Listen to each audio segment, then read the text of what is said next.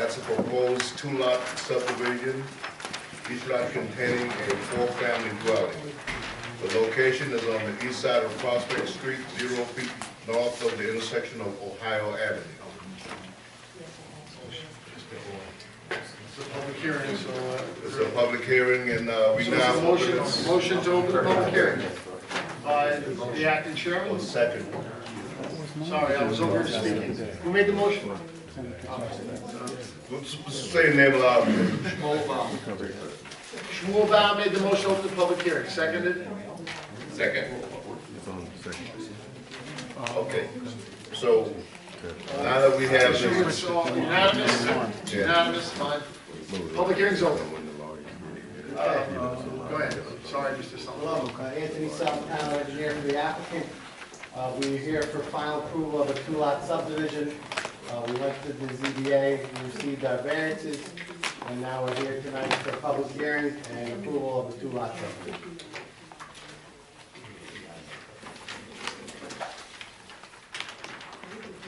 okay, so this is a public hearing, so is there anyone in the audience that wishes to speak on this?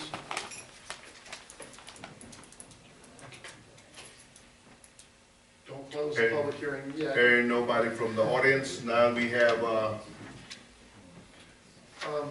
have a question for village planner Mike Walker. Hi, Mike. I'm looking through my emails in the packet. You may have previously sent a memo to the planning board on this, and so if you could just reference your prior memos for the record and you know, summarize it. I'm assuming there's been a negative declaration on this under SECRA, or not? Yeah, there was a negative declaration that was dated October 2nd, 2017. Okay. I'm just looking through the last memorandum I had was September 30th, and I don't think that this is the first time they've been back since they were referred to the zoning board. And what's the date of your memorandum? It's September 30th, 2017. Have there been any changes, maybe Mr. Salantano can answer, have there been Sure, any changes to the proposal since, what was it? September of 2017, Mr. Salantano? Yes, the ZBA required sidewalks and curbing and buildings to be sprinkled and wheel stops at the end of the parking. And that's an update on the map. What is the date of the revised plan? It is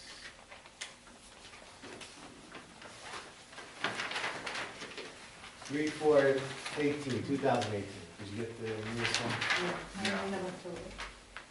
No, the latest plans that I have are dated October 7th. Okay. So, All right, and I'm forgiving for the formality, but because we have a tape recorder, I'm going to refer to everyone by their last names to the extent, and I may ask you to just refresh my memory of who you are by name. Mr. Corker and Mike. With that change, it sounds like those are changes that were made at the request of the zoning board of appeals. Correct. So would those changes affect your September 2017 memorandum, or your suggestion that a negative declaration, or there was a neg deck adopted? Would that change? I'm guessing the answer is no. Would that change your prior recommendations on this? No, I don't believe, well, there were two reviews. There was the SECRA review that was completed, and I don't think it would change anything with respect to that.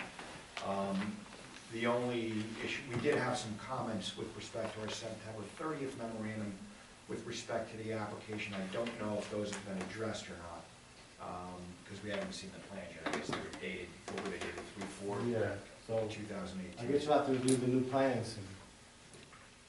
We had questions with respect to the location of parking spaces, the size of the home,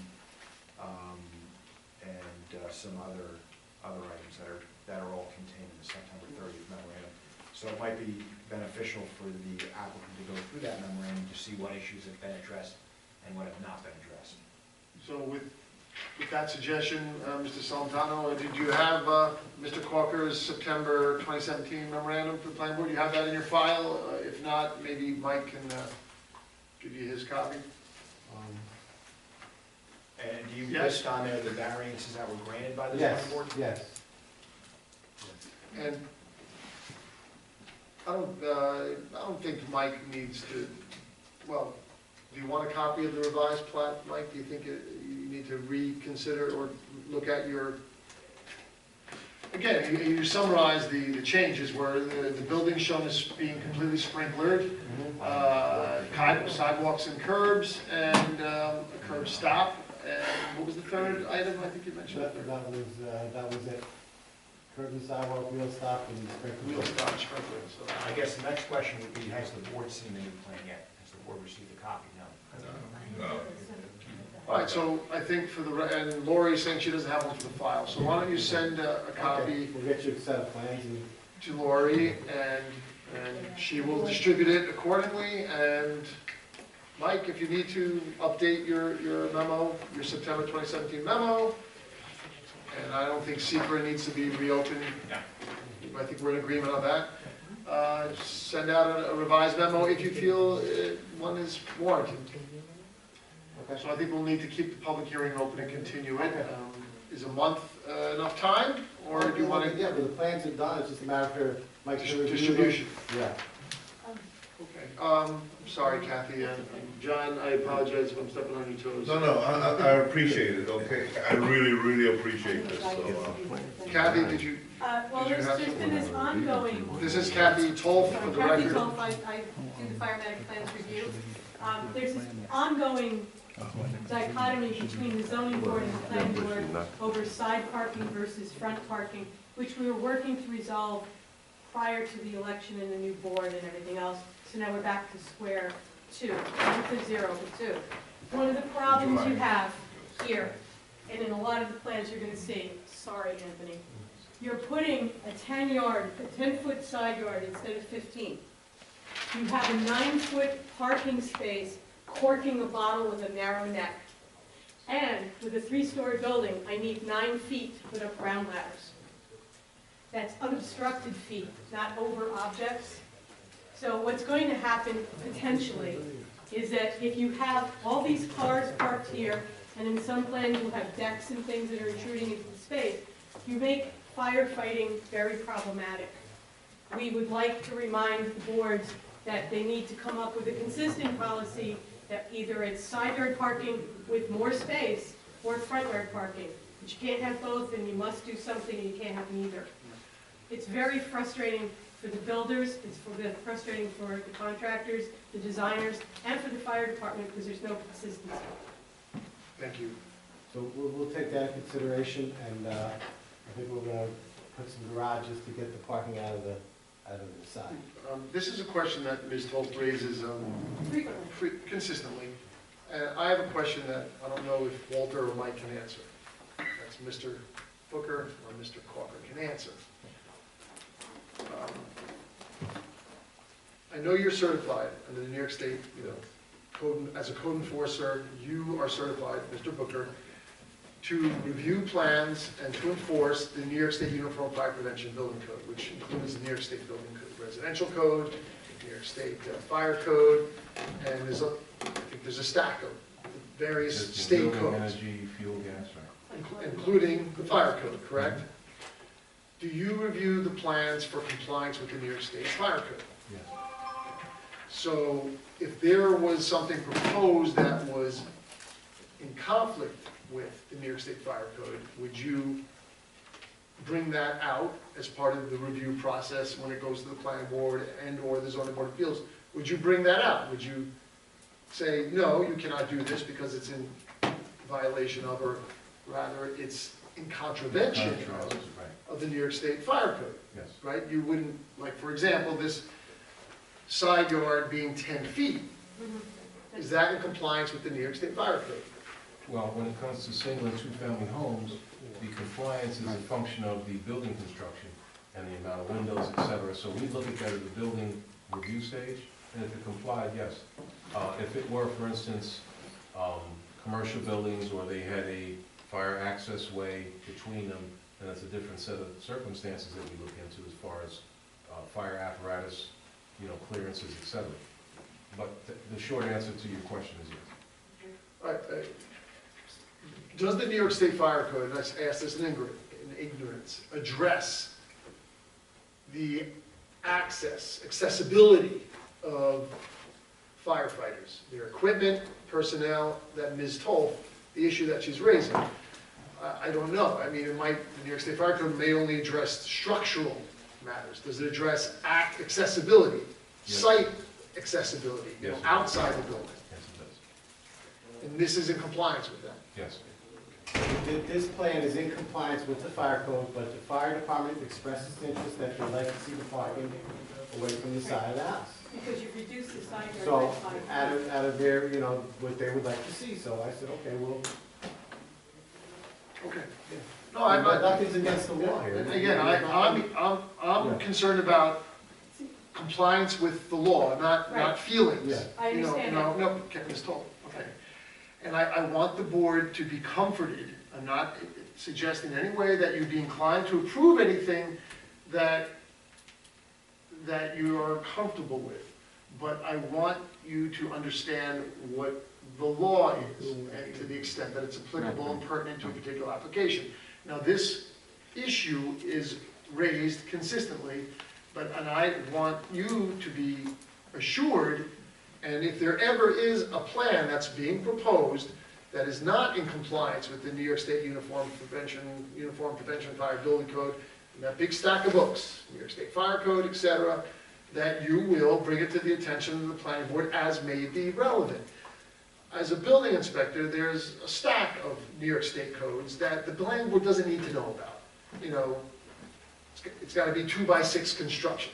The planning board doesn't need to know that, You know what I'm saying? That's To correct. the extent that the planning board needs to know whether or not a project is in compliance with the New York State Fire Code, for example, please bring that to our attention. Okay? That's all. All right? And Mike, to the extent that you're aware of something, of course, you always bring it out in your memo. Yeah, I don't review anything that is related to the fire code. That's why we typically ask the fire department to review applications.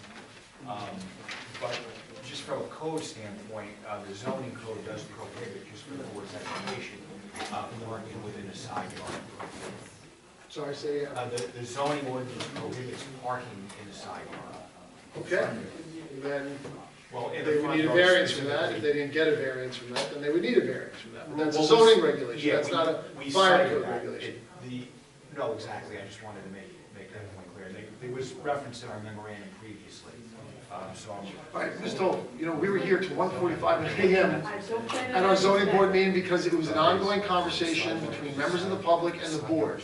So, Mr. Chairman, everyone should be given 1 or 2 opportunities to speak at most.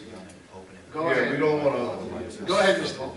I'm sorry, the reason the issue is coming up is because you have 2 things going on. You have a reduction in the zoning board where they get a variance to knock the yard down to 10 feet. The zoning calls for 15. With 15, you have room for a car and a ladder. With 10, you have room for 1. You get to pick. So let me ask you, Ms. Toll, to the extent that you know, and if you don't, please be honest and say you don't. Is what's being proposed now in compliance with the New York State Fire Code? Don't know specifically. I know what the village Because code is. Mr. Booker's saying it is, and he's an employee of the village, and we have to rely on his, I represent the fire department. which is not, I don't believe, is an employee of the village. You're not an employee of the village. And Kathy, I just need the board to understand, That's not a problem. the roles of everyone that speaks to this board. They know that Mr. Licata is an attorney for the applicant, they know Mr. Salentano is the engineer for the applicant, they know Walter Booker is the chief building inspector and employee of the Village of Spring Valley. And they know that you speak for the fire companies, the fire districts. Great. Okay? That's fine. No issue. okay. Can we, kind of move this along? Yeah, so And I wanna appreciate, Okay, You know- I'm not gonna go through that with each application, but it's an ongoing issue with this parking in the side yards, and in all fairness to Ms. Toll, she brings up a concern of the fire districts, fire companies, and it's one that should be heard and well, considered. it's fine, because that's But one I of my wanted pet to peeves also, understand, so that's not a big deal. I wanted to understand from our.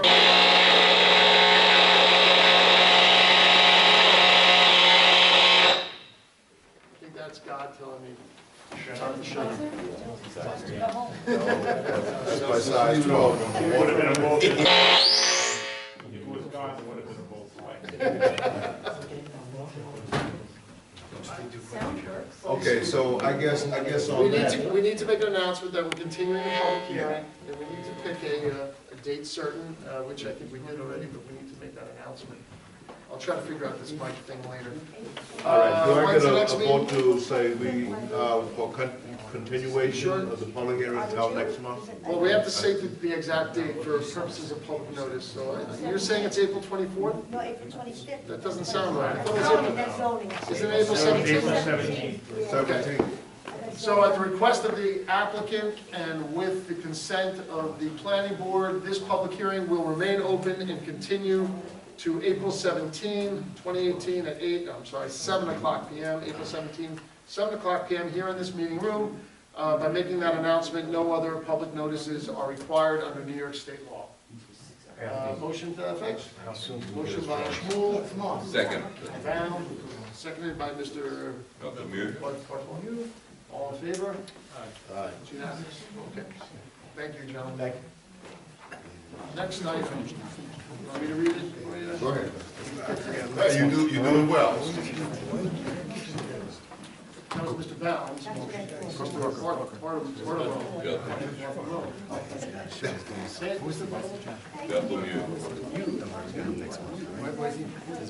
Got a roll of Decatur. I finally figured out how to pronounce it. It's Decatur, right? Yeah. It took me 6 hours. Okay, we All right, have. number 2 on the agenda is a public hearing, or to schedule a public hearing. 123 Maple Avenue, it's a 3-lot subdivision, 1 existing 2-family dwelling, 2 proposed 2-family dwellings. It's located on the south side of Maple Avenue, 0 feet east from the intersection of Parker Street and Maple Avenue. So this is just to schedule the public hearing? No, It's actually the public hearing. no. What is it? It's the first time the applicant's hearing. Oh, well, it says to schedule, so I guess, Right. right, it's not the public hearing. So we have to, We're not scheduling a public hearing. Are you ready? It's a preliminary review? No. okay, Informal, you tell us what it is. so we have to declare our intent. We're asking you to declare yourselves a lead agency. Declare or issue our notice of intent to be. That's what I said. In 33 years, no one has ever come out, taken away, you know, Well, there's a 2-step. It's no one has the ever challenged that. well, the notice of intention. Yes, Right, but you have to wait the 30 days, so it's, right. That's not a problem, it'll be more than 30 days. And then we'd also ask you that you adopt part 2, which Mr. Walker has prepared. He also prepared a memo, try to get this mic on. and we'll be, Wait, Jim. we'll be back here on August, April 17th. Hopefully. All right, wait, let me just fix the microphones here. I'm gonna try something. Because, we can't hear anybody.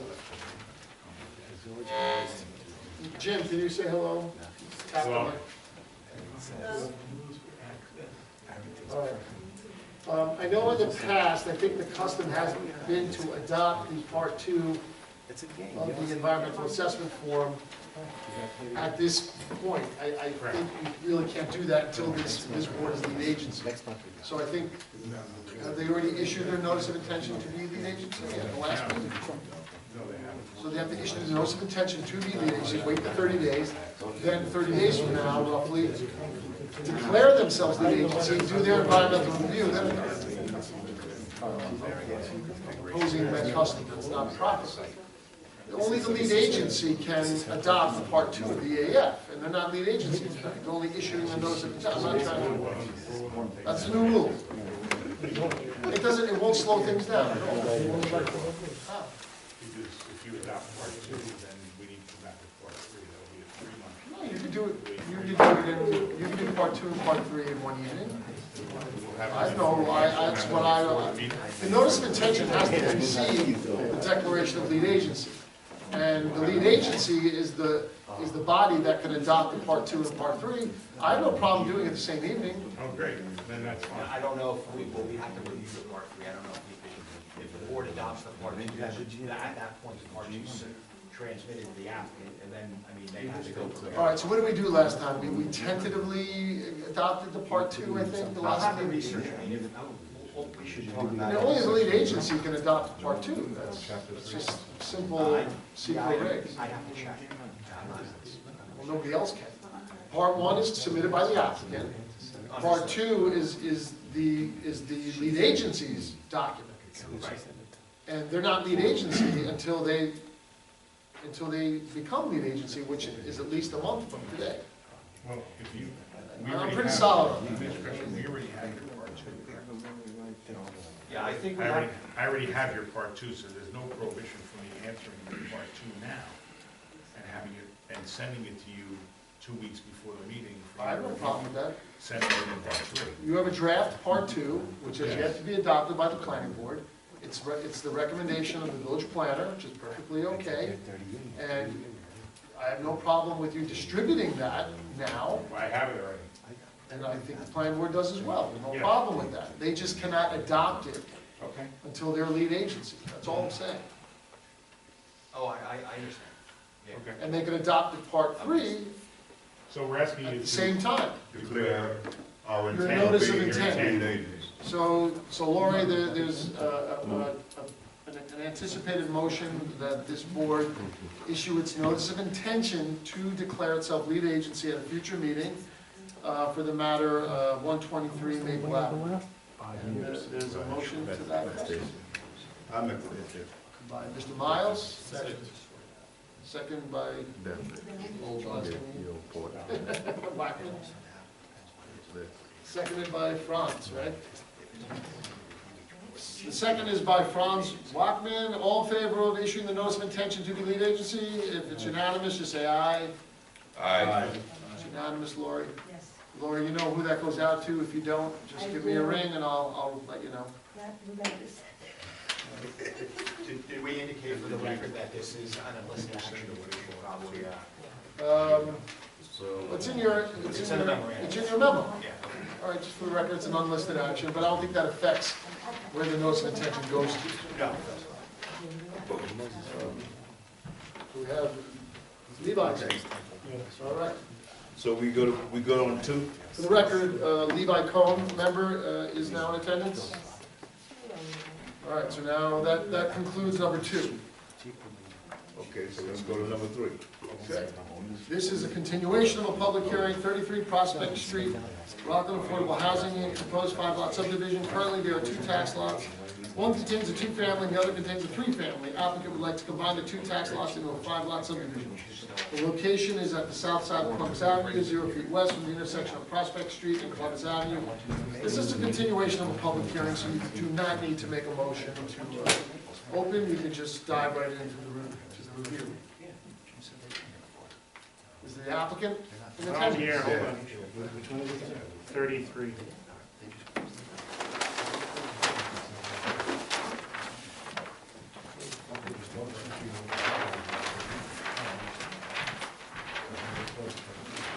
That's what you're seeing.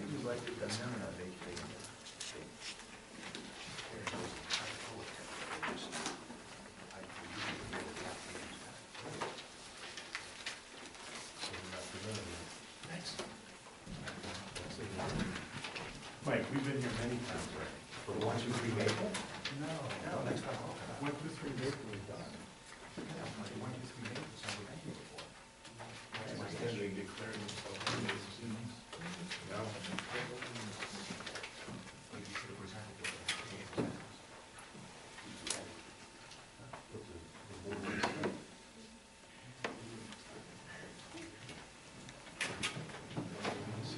Now I understand what you meant. This application has been here several times before. We're here on, I'm sorry, James Licata, the applicant.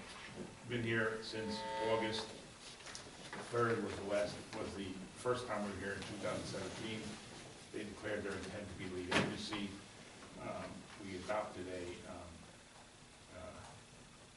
negative deck, referred to the ZBA, and on 12/13/17,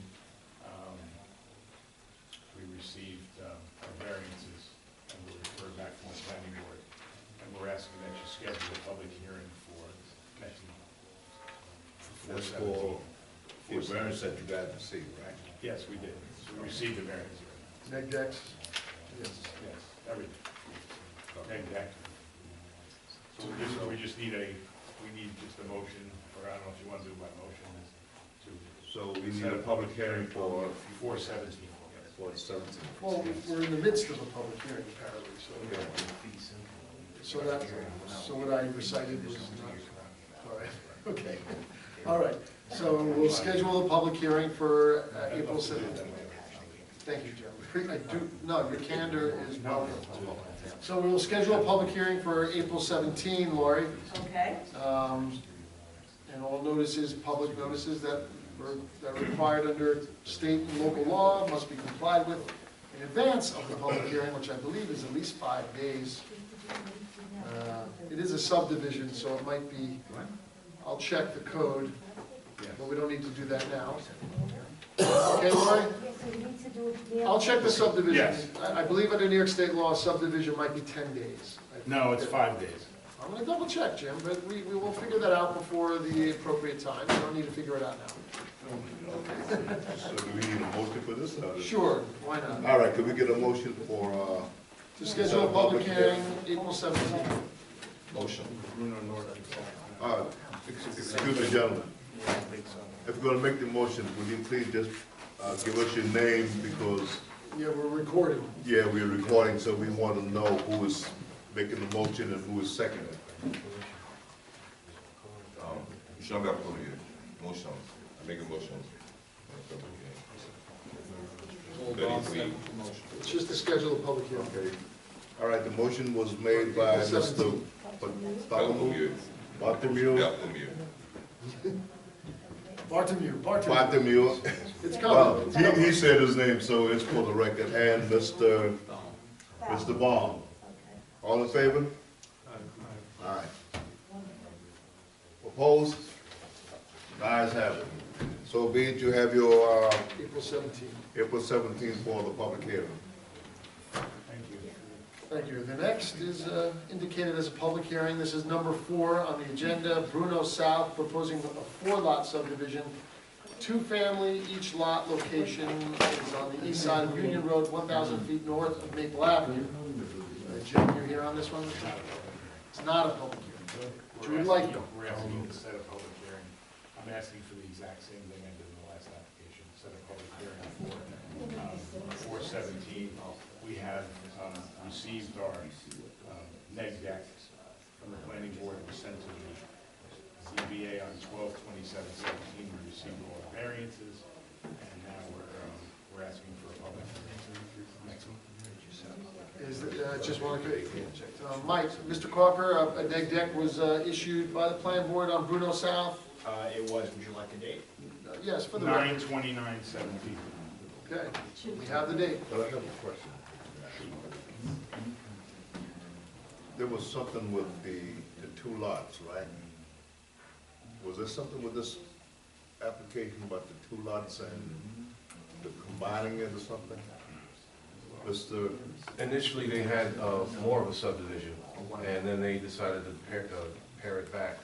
I think they had a subdivision somewhere in the middle of Columbus, and then another one off to the side on Prospect, and I think they changed it to just 2. Different application. Yeah, you're 33 talking about. Prospect. No, we talking about Bruno. One behind you, excuse me? Yeah, originally the application was submitted as one application, but they're separated, they're not, the projects aren't adjacent, or the lots are not adjacent to one another, so they have to submit it as 2 separate applications. Separated by an easement, county easement. Okay, so that's all been set in the record? Yeah, that's correct, yeah.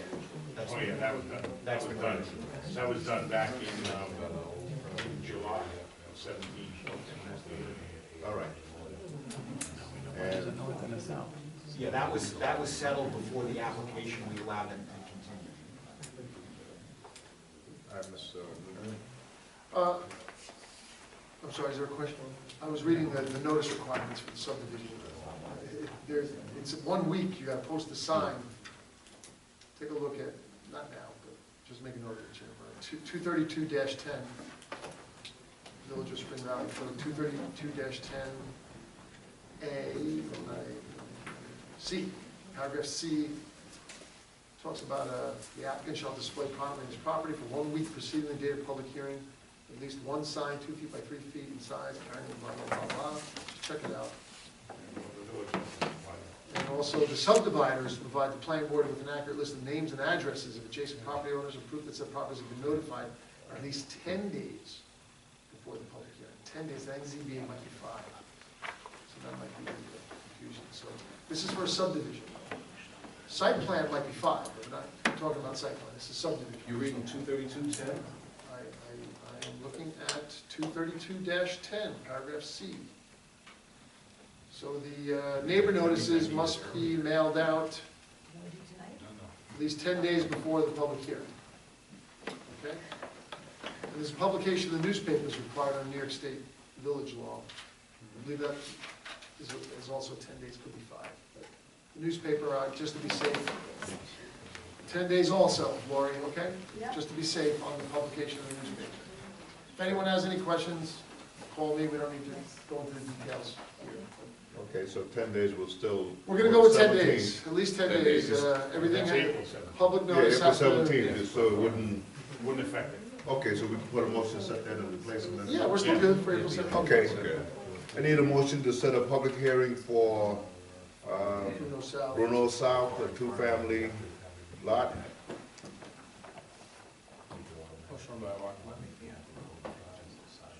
Second. Motion was made by Mr. Walkman and second by Mr. Bartholomew. All in favor? Opposed? So be it, April 17th. And I had the same exact application for James Licata for Bruno North, which is a similar application in the same, on the same street for a public hearing on 417. Just for the record, this is item number 5 on this evening's agenda, Bruno North. And the proposal is to combine 6 lots and make 11 two-family dwellings. Location is on the east side of Union Road, 1,100 feet north of Maple Avenue. And Mr. Licata is requesting that we schedule the public hearing for April 17th. And I'm assuming a secret negative declaration has already been issued by the... Dated 9/29/17. Is that correct, Mr. Corcoran? Is that- It has, yes.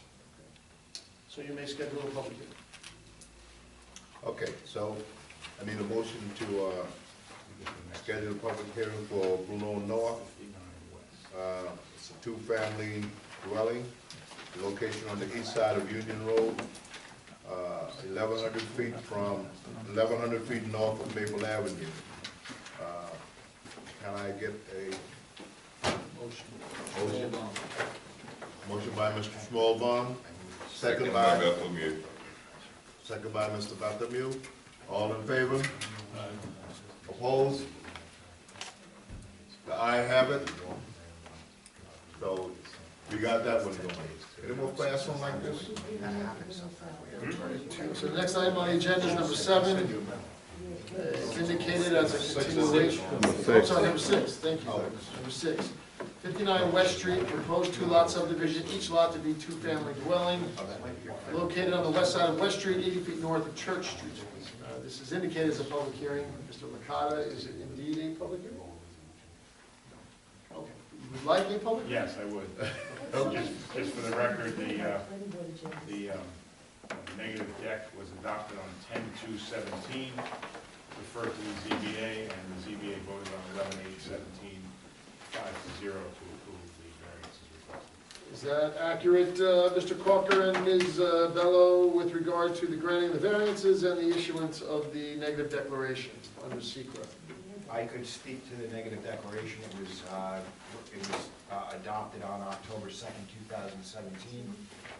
As far as the zoning board is concerned, I don't go to those. Oh, and meetings. Ms. Bello, She wasn't you here weren't here then. back in November. Walter, did you get the variances required for this subdivision? All I can say is that if it did matriculate back here, it's because it went and got the variances, otherwise it'd have been dead in the water. We'll review. Sounds like a confirmation. So, okay, a public hearing would be appropriate, scheduling of a Okay, public so hearing. did we vote on that? Yeah, no. Could I get a motion to set a public hearing for 59 West Street? A proposed two-lot subdivision, each lot to be two-family dwelling. And it's located on the west side of West Street, 80 feet north of Church Street. Motion by Wagner. Motion by Mr. Matt Wackman, Second. second by Dr. Mr. Muir. Buttermere. Did I get it right there? Okay. Yeah. Okay, all in favor? Opposed? Hearing none, the motion carries, so you have your date for April 17th. Thank you. I'll be back. Okay. Okay, so we gotta go to number 7 now, continuation of public hearing. It is a public hearing? We don't know yet, let's wait till the applicant comes up. 22 Morris Avenue, proposed two-family dwelling in a flood zone. This is located on the south side of Morris Road, approximately 150 feet west of Francis Place. Here, Mr. Carter. Yeah, good evening, Ryan Carbon to the applicant, just to correct the agenda, the correct address is 22 Morris Road, not 22 Morris Avenue. I believe the location stated correctly, but the title box is wrong. The board is familiar with the project. It's been approved previously by the board. There was an issue that had been raised with respect to whether it had been circulated for general municipal law review. We do have a copy of the referral form that was sent out for general municipal law review. A GML has not been received, and the time in which to receive that has expired. The county was advised by the village that the anticipated meeting date on this was the 15th of February. It was sent out on January the 17th, 2018, according to the records maintained by the village, along with its circulation to all of the other relevant agencies. The other relevant agencies did respond, including a January 24th letter from the town of Clarkston, which actually is not a relevant agency and it shouldn't have been sent to them in any event, but they did take the opportunity to offer their opinion, which I can't dismiss as unsolicited because it was solicited, but it's still not relevant.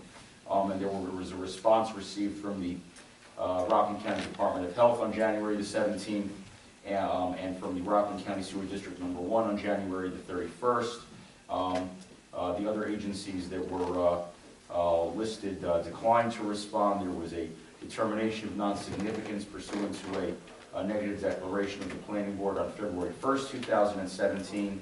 And so my understanding is that the matter is here to make sure and to clarify that the time has run for the county's response to receive that time. Has not run pursuant to Section 239 of the General Municipal Law. The County Department of Planning and County, as the board knows, has 30 days in which to offer either an approval or disapproval or recommend modifications. And in the absence of any such review, the local entity is empowered to act as it sees fit. So we would ask that the board affirm its previous approvals of the 22 Morris Road project so that we can move forward. Legally, I have no disagreement with Mr. Carmen on any of that, other than confirmation as to the dates. Ms. Bello, to the extent you know, Mr. Yes. Booker, Yes, sir. did the notices go out to the county planning department, other Yes, referral agencies, and- at least 30 days ago? Yes, and when I heard back from the other agencies, and I didn't hear back from planning, I called planning. Planning claimed that they never received it. That's what made me call the other agencies to make sure that they But we did received it. receive I did resend it correspondence to plan. back from all the other referral Right, agencies. but I did resend it to plan on the 21st of February. If that makes a difference, I don't know. If you, I we know I did receive sent back from the county sewer district I did, and and from they must have Clarktown, lost it. Clarkstown apparently, Yeah. and other, as Yeah. Mr. Must Carvin have lost it. recited into the record. But the county planning department did not respond, Right. but they claimed they never received it. Exactly, and I know I did send it, because I sent them all out at the same time, and, you know. Yeah, I would note that the county planning department, certainly in recognizing Ms. Bella's diligence, was A, more than welcome to expedite its review. B, could have sent correspondence to this board stating that it hadn't received it, asking for it to be sent, and all these other kinds of things. And I think obviously, their silence is their silence, and they were well aware that it was on this agenda. They had been originally advised that the matter was to be heard in February. Even that being said, this is a project which this board has previously approved. I forget even the year that it was previously approved, but it's been before this board and before the zoning board and before the village board on a number of occasions. The reason it was referred to all those boards is because it was in the floodplain, which requires specific drainage requirements, all of which has been complied with, as members of the board knows. It has been a long and arduous process from the homeowner who's anxious to complete it. It's and I think the homeowner is here. I think the homeowner's been here. How many times has he come down here? 10, 12, 14? Something like that. I'm comfortable. You know, come on. All right.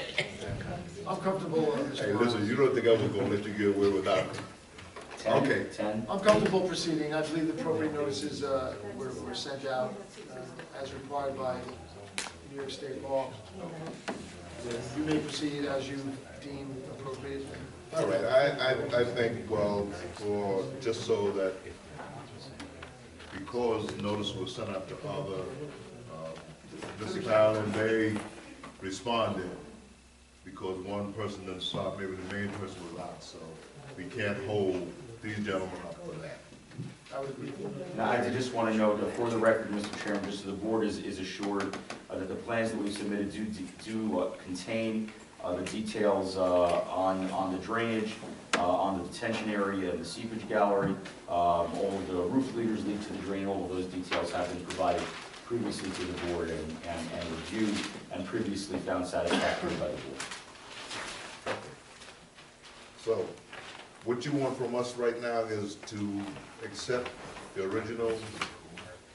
Well, the neg deck was adopted. I believe our variances were previously granted. I know it's stated here as a continuation of. I guess it's fundamentally a reapproval of the.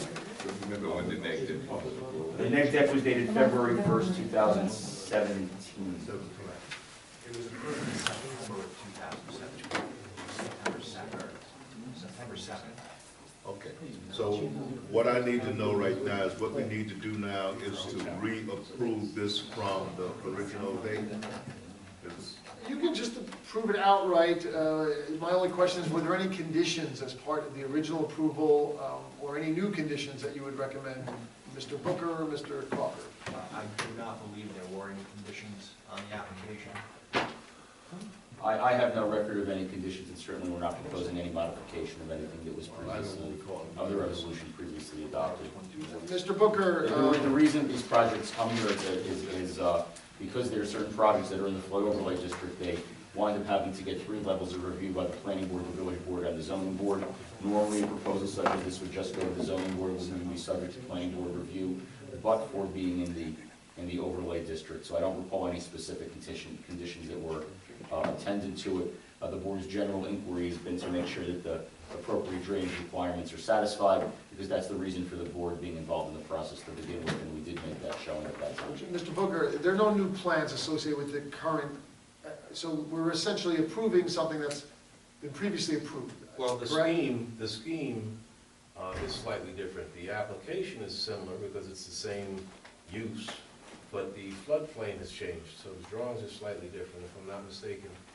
I think, Mr. Salantano, you did these, so am I correct? Can we just reference what drawings we're approving, since, just for the record, so that the building department knows what you can issue a building permit The for? last revision date I have is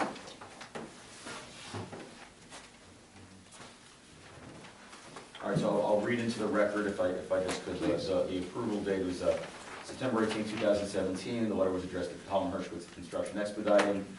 Dear Mr. Hershkowitz, at the planning board meeting on September 9, 2017, the board voted to grant final site plan approval for 22 Morris Road for a 2-family dwelling with the following conditions. Decks are to be relocated, final site plan approval. Initial date 6/22/2012, so no longer been going on. With a map revision date of August 26, 2017. The premises are located on the east side of Morris Road, 300 feet south of Francis Place, in the Village of Spring Valley, tax map 50.69, block 2, lot 1.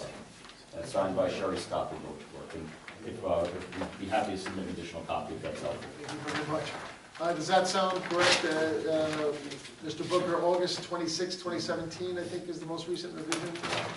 That will take me a minute to find it here. That's what I have, August 26th. The only correction I have is the date it was adopted by the planning board was September 7th, not September 9th. And that may be the date of the letter that was sent by the clerk to the So applicant. the letter was dated September 18th.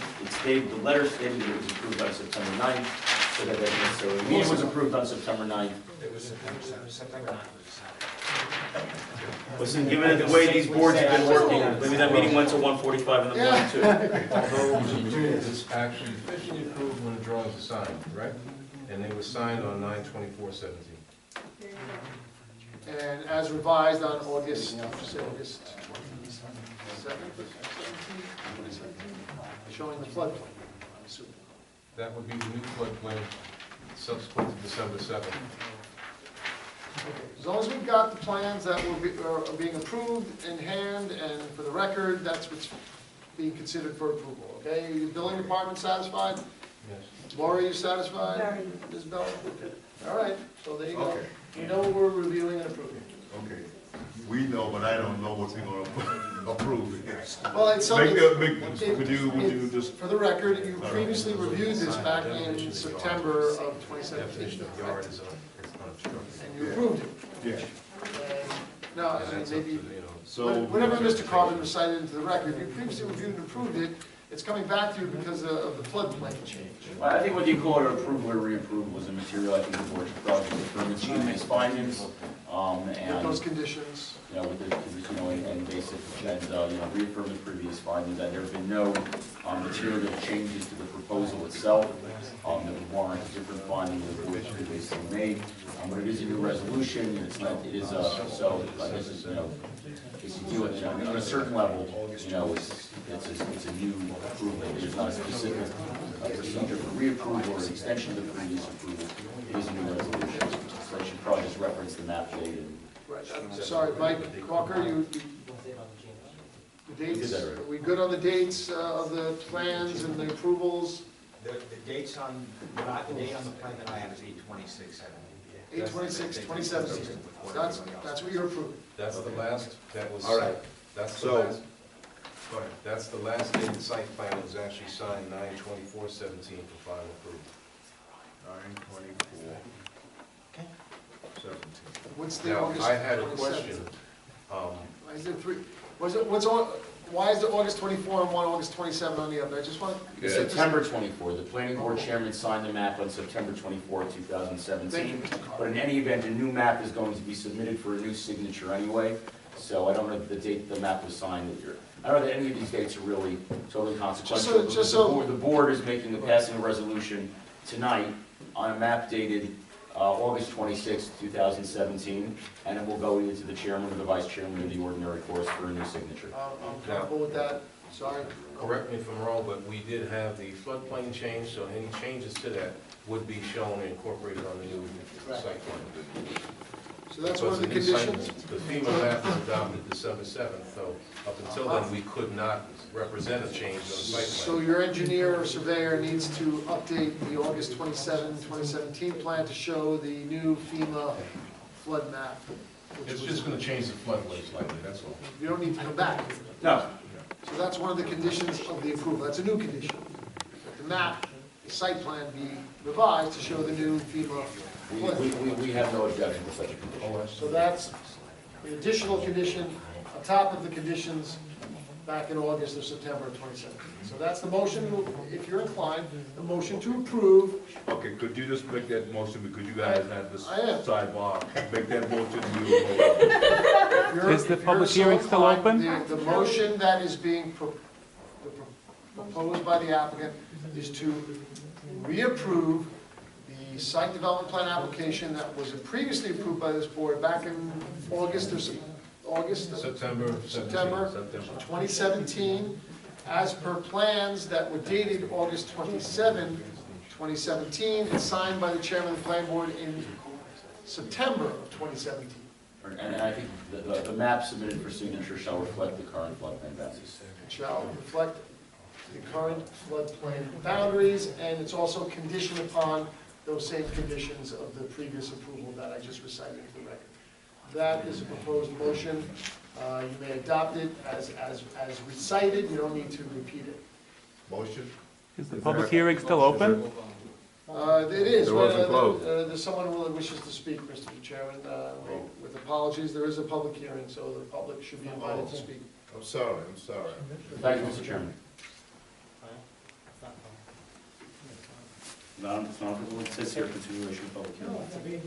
Oh, is that an error? Yeah, It's up right on up, Mr. White. it's not, it's not. It's Mr. not, Carvin's making up his mind whether or not I'm allowed to speak today. But hold on, excuse me, sir, it's not for me, I don't make up my mind on anything. Mr. Chairman, who runs the meeting. Marvin, Quiet, hold on. Mr. Booker, Yes. why would this not be subject to a public hearing? I could not tell you, I did not make the agenda, this was a reapproval. It should be public hearing. If the board, dictated it like old business, it should be a public hearing and mailing should have been done, but Why? I was not aware. Well, my legal counsel has been, and my That's the my new colleagues, rule. like Mr. Carvin, Mr. Licata, may be chagrined, but I didn't make that rule. boards can't act, without a public hearing. They can review minutes without a public hearing, of course, but if they're reapproving or approving or modifying, amending an application, it has to be by a public hearing. I thought that this was understood, and I apologize if it wasn't set up for a public hearing. Was it set up for a public hearing, Warren? Well, there's a reapproval, but it has to be a public hearing no matter what. whether Was it it's set up tonight for a public hearing? Did we set I up was notices? under the impression it was, By who, your predecessor? by myself.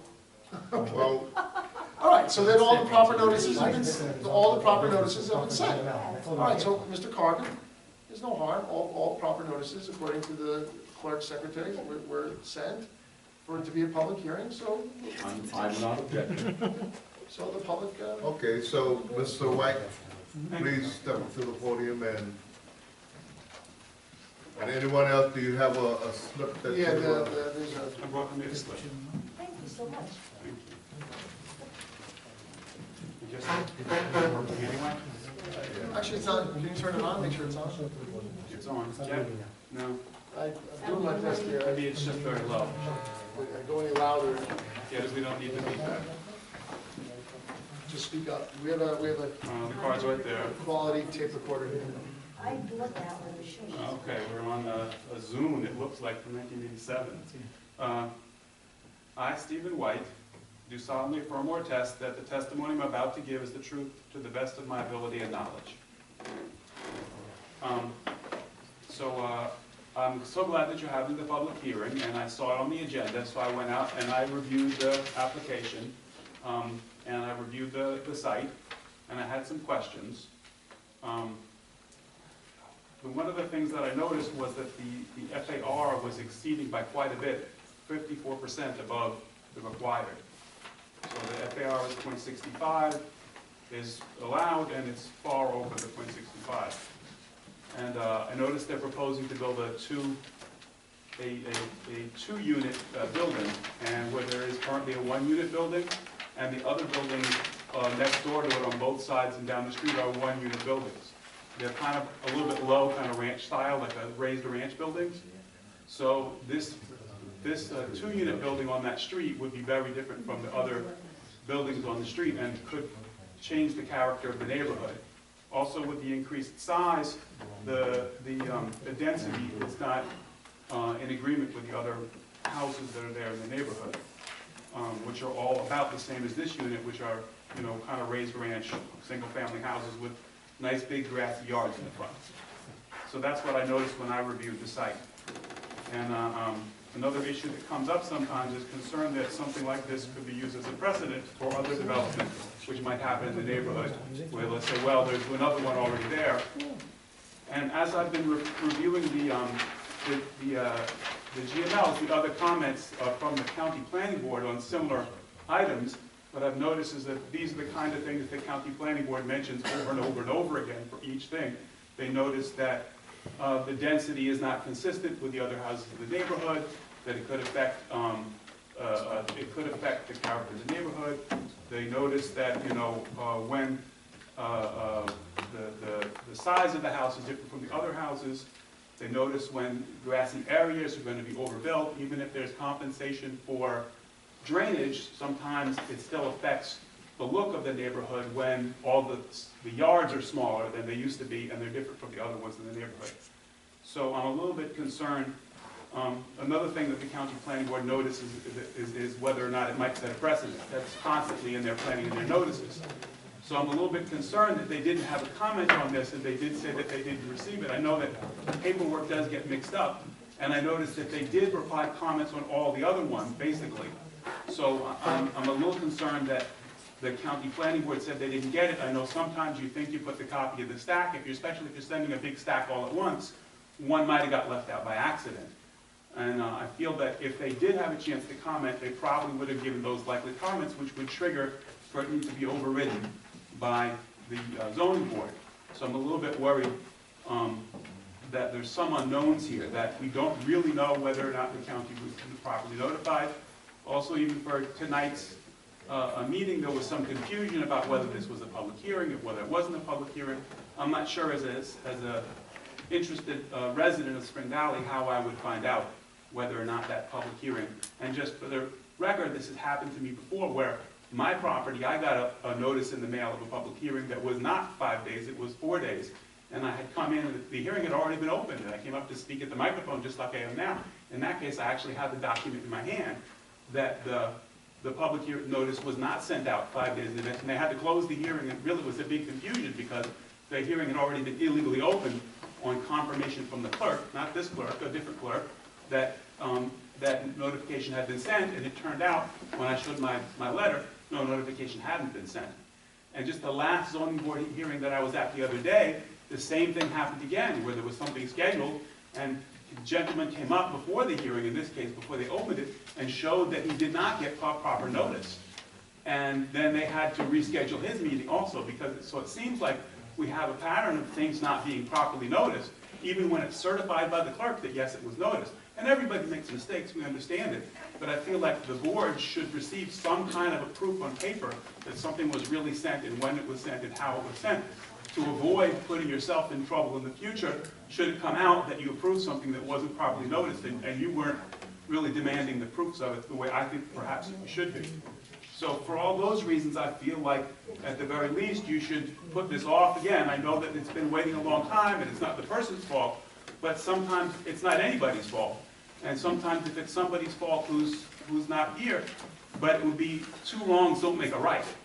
So to prove something again, even though it's more difficult, really, if it's wrong to approve it, it's wrong to approve it, whether or not the previous delays were because of mistakes as well. So these are my feelings about the thing, and I don't want to take too long, although I don't think we'll go until 1:45 today. I hope not, because I'm still recovering from the last one. But I just wanted to make sure that I read my concerns into the record for all of you, and thank you very much for your time. Thank you, Mr. Thank you. I just have a little, comment on that. Thank you. Should I stay? Should I go? No, Mr. Chairman. You're allowed to establish a time limit, and this is no way an editorial comment on Mr. White. He's a very eloquent, respectful speaker, and I think his concerns are definitely something that you should all consider in reviewing applications. And give them the weight that you feel appropriate, as with all speakers. But we were here at the ZBA meeting from 1:45 in the morning, and it was not Mr. White's fault. It was just a very heavy agenda, and everyone had a lot to say. But in order for you to keep your minds fresh and to give applicants proper review, as the hour goes on, you tend to get tired, mentally lazy. So I would suggest that you set a time limit and treat everyone fairly and equally and equitably. Whether it's 3 minutes, 4 minutes, 5 minutes, 10 minutes, pick a time and enforce it. Because you can be here till 1:45 in the morning. I don't think that's going to happen tonight. No, But it's not it going did to happen happen. tonight. No, it's not. And the snow's coming around midnight, so I think everyone wants to get out of here by midnight. So I leave the time limit to you, but be fair. I have a clock here. All right, I'll before keep we going. go to the time limit, I just have a comment on Mr. White. about the notification being sent out. It just kinda, I know the post office have a lot of problems with getting your mail on time. I know we've been having bad weather, but it just seemed kind of hard for me to fathom that 3 other municipalities could get this information, and this one company didn't, this one board didn't get it. Now, with the new election going on, and I'm telling you because I've seen it on this board here also, is it possible that there was someone that was new at the job and did not follow through? You know? Now, in saying that, and anybody that's been around here, they know that I'm not one to rush anything through. But I don't think that with this particular case here, that we should be holding on and keeping these people here, because this has been in front of this board a long time, and I'm one of the ones that kept them coming back and forth, because it was in a flood zone. So I really don't think that it should, and again, I'm only one person. The board has to vote on this. So however the board vote on this tonight, if they vote to accept it or whatever it will be, and in the future we'll look into something and try to come up with some kind of stipulation that these plans be sent directly to the board member, be it by text, which is, you're doing a very good job at that too. As soon as I learned to read mine, okay, you know, something that we know that it's been sent. All right, so that we don't have this, because you make a very good point there, and I would like for everybody to know and get the information. So with that, I would like to take a vote on this tonight, so we could put this one to bed, and in the future, go forward. And I want to comfort the board and Mr. White and everyone in attendance, and again, the reason I think one of the reasons the ZBA meeting went so late is because I think it was the first time in a while that we had a mountain of correspondence from outside referral agencies, in particular the Rockland County Planning Department. I wasn't here before, I'm not maligning anyone, I don't know what was done before.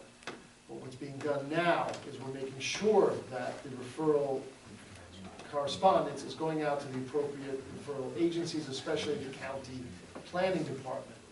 So this should be something that is going to be a much more fluid, efficacious process.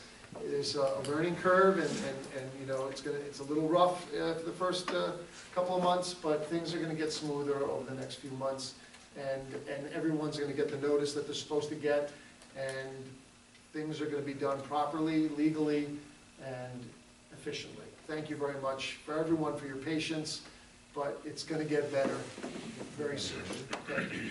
Okay, is there anyone else that wants to speak on this matter, because it is open public hearing? Is there anyone else? Is there anyone else? No. No? Motion Okay. to close the public hearing. All right. I need a motion to close the public hearing on. Motion, Schmolbaum. Could you speak up, please, so that the tape could pick you? Motion is made by Mr. Smallbaum, second by Mr. Cohen. Mr. Cohen. Because the mics are not really working. Cohen, okay. Yeah, please, y'all please, I mean, y'all don't have to be afraid, okay? Everybody could just let your voice go out. I don't need a mic myself because, yeah. All right, so, motion has been made and second, is there anybody opposed? Hearing no opposed, motion carries. The public hearing is closed. Next. Now, Oh, sorry. next on the agenda Wait, did you make the motion? We're gonna, Did you already make the motion to approve? You have it? no, because I was gonna come to that, because I need you to put that stipulation again, because What I'll do is. you guys we're use not- I got you. We're not changing the previous recitation of it. Lori, you have it. Lori's got it. It's the same motion that was recited earlier, unless you want to modify it at all. Well, I'll try to summarize it again. no, it's okay. Is the board happy with this? You guys remember what was said? Okay. About reapproving the September approval Which was previously approved in August. with all the conditions of the previous approval, with the new condition that the map, the site development plan has to be revised to reflect the new FEMA flood hazard area designations. I think that was the only new condition. That directly Okay. affects the FAR. Do I get a motion to reapprove As recited by council. as recited by council, who is doing a wonderful job here tonight? Thank you. I reject that. But thank you. Do I get a motion? I don't know. Motion by Mr. Baum, second by Mr. Bartholomew. Second, half at this time. All in favor? Opposed? Motion carried. You opposed? Mr. Wackman, no. Okay, so could you just call the roll, let's make it official, and, Okay. Let's start with Member Baum. Okay. Member Bartolomeu. Yes. This is to approve, right? To approve. to approve? With the conditions. Acting Chair Miles. Yes. Oh, really? Always call the chair. And who am I missing? Yes. And, okay, Member Wackman? No. No. And Member Baum? Cone? Yes. Okay, so we have 4 yeas and 1 nay. How's that? Okay. Passes.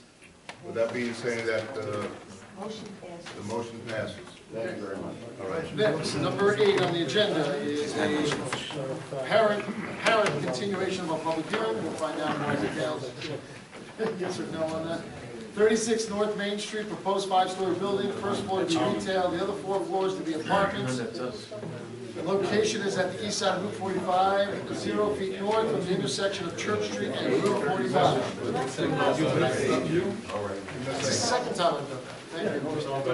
Well, I guess I'm, I want to go. You wanna get out of here? I don't want to go to 145 again. Number 8 on the agenda, so let's correct the record. Number 8 on the agenda is the continuation of public hearing, 90 Union Road, proposed two-family detached dwelling located on the east side of Union Road, 0 feet north of King Terrace.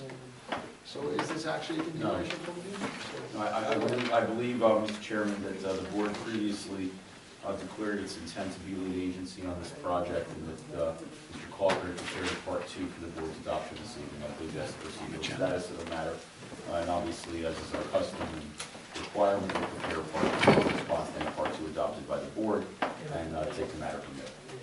So we need to declare it lead agency. I believe that was. Well, we could have This is our, actually the second hearing. The Yeah. first hearing was, the first, You have a memo. yeah, no, my memo was dated January 18th, so this is actually, when we had a meeting in February. So this is the first, this is the first. We have a meeting January 11th. right, but then my memo was dated January. And your memo was dated February 6th. Which one are you? But we don't have the meeting. Our office has reviewed part 1 of the secret short form environmental Right, that's the part 2. and has prepared a part 2. Right, that's the memo that I'm reading. And your other memo, It's January 18th. dated January 18th. So, Applicants proposing to demolish these one-story single-family homes, construct a 2-family residence. Applicant is on for preliminary hearing before the planning board, and is their first appearance before the planning board. Planning board should declare its intent to be the lead agency for the project, for the secret review. Notice should be sent to all involved agencies, etc. Just for the record, Mr. Carter is reciting from a memorandum dated January 18, 2018, from Village Planner Michael D. Calker. It's several pages long. Notice of consent has not yet been circulated, That's correct, yeah. It was intended to be done in February, and then and the meeting was held over because of the, okay. So you should, one of the procedural steps you need to take is to make a motion to issue your notice of intention to the lead agency, and you'll declare yourself the lead agency at a future meeting. and the board, this is the first time they're here, so the board hasn't heard the application yet. So let's hear it. So, Presentation. What we gonna do is make a motion to declare ourselves with the intent to be the lead agency Yes. on this project. You can do that now, it doesn't matter when you do it. Motion by Mr. Miles to issue the notice of intention for the planning board to be the SECRA lead agency. Is the motion, and also recognizing that it's an unlisted action under SECRA. Question for Mr. Celentano. Well, that's a motion, is a motion by Mr. Oh, Miles, I'm sorry, correct? I'm sorry. Do I have a second on that? Second. Okay. Is there All in a favor? unanimous? Opposed? Sorry. All right, motion carried, so we are now, Well, you just issued your notice of intention to the lead agency, so. I'm sorry, excuse me for that, Dennis. The drawing that you have on the board, is that the one dated December 15, 2016? there's a revised drawing from December 29, 2017. This particular I have on the board was revised by the applicant on February 16, 2018. Okay, so that's going to reflect that new floodplain. Yes. No further questions. No, I'm just, respectfully, we're happy to present briefly on the matter, though if the board's not going to adopt its, the part two tonight, and we're going to have a future discussion in another meeting about the impacts of the project. I have no desire to be repetitive, particularly where there's a storm coming. But just in summary, it's a proposal on Union Road, the corner of Union and King, to demolish the existing single family, replace it with a two-family. We are mindful of some of the concerns that Mr. Calker raised in his initial memo with respect to access to the lot and the curb cut, and we certainly will evaluate that going forward. Given that the board has not formally adopted a part two, which flags any particular issues, I am loath to put on the record at this point a premature response to those issues. I don't think that's either legally appropriate on behalf of my client or an effective use of the board's time. It is a use which is permitted by right in the zone. The review memo does note that it is surrounded by single and two-family homes, and we believe it's comporting with the character of the area. Familiarity with Union Road and the redevelopment on King Terrace would attest, as members of this board knows from the projects that they have reviewed. We are mindful of the concerns that the planner has raised with respect to sections 255-22H, as well as 229-41, and we will address those at the appropriate time should this board be the lead agency and adopt the part two at its next meeting.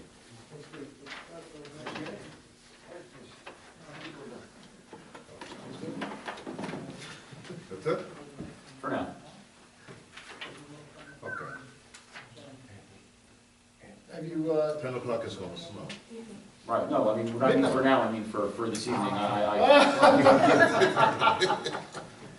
I think Mr. Carver indicated that they have to return. We have to return Yeah, anyway, so I- given, no reason for me to belabor the point when I don't think this is a night where everybody's, I don't think this is a condition for extensive conversation. Okay, We so- need to be here again. So we're asking the board to circulate your notice of intent to be lead agency, and once that process completes itself, we'll share our feedback. Okay, so that's been done. That's been approved. No, the notice of intention to be lead agency? Yeah. You made a motion on that. Yeah, that's what I said, that's been done, That's so. They voted, yeah. Then I have nothing further for you this Well, that's time. why I asked if that was it. Great, thank you. And, our site, it's a site plan, right, Brian? Well, all that's gonna Mr. come Carver, up our next. site plans. Yeah, we're not subdividing. It's not a subdivision. We're staying on Site plan subject to public hearing requirements as, I believe, I think everything in the village is, right, Walter? What's that, I'm sorry? Site development plans are subject to public hearing requirements under our local law? Yes. Okay, because in some municipalities, only subdivisions. No, every municipal board Okay, so are we in the midst of a public hearing now? It's been. No, this is the first time. This has been here So we want to before- schedule a public hearing. You need to refer to the village board to Okay, thanks, Mr. Walker, please, help us out. zoning board for variances, for area variances. Okay. Okay, A motion to So- make those referrals, would you like that motion, Walter? Is that That would be something? proper if you see fit, Okay, would you just but you repeat need that? the can't negative. make that Yeah, we motion can't while make we the there. referrals until the negative declaration. Okay, thank you, Mr. So And we it's- can't do it's that the until first- we lead agency, so. It's the first meeting that the applicants appeared. You declared your intent to be lead agency. They also need approval from the village board. They need approval from the zoning board. At the time the negative declaration is issued, the board can make those referrals. Okay, Excellent, so thank you. right now We've done what we can do. that's That's it. it for tonight. So we're not going to announce what your return here, because you, well, you are coming back. I with shall the return. secret. Do we anticipate you returning on April 17th? I certainly do. So why don't we make that an announcement? And it has to be by public hearing, right? So, well, we're gonna have to send out But notices. we can't do the public hearing. This No, just schedule, we're just doing scheduling, Mr. Miles, I'm sorry. So we need to schedule the public hearing, correct, Mr.? Not yet. Not yet. No, you just, You Not need till to he declare, becomes you the- need to have the negative deck before you can refer it out. we gotta be lead agency before we could do the negative deck. Well, you can do it the same night, next month. Okay, so next April month. 17th. All right, so we don't need to make any announcements, we'll probably see you on April 17th. Probably. Thank you. All right. Next on the agenda. Number, Number 8, I don't remember. I'm not gonna say whether or not it's a public hearing yet, because It's not. this is number 8 on the agenda, 36 North Main Street. It's a proposed 5-story building, first floor to be retail, the other 4 floors to be residential apartments, located on the east side of Route 45, 0 feet north of the intersection of Church Street and Route 45. Thank you. It's very nice of you. So, Mr. Licata, tell us Come in. procedurally where we're at.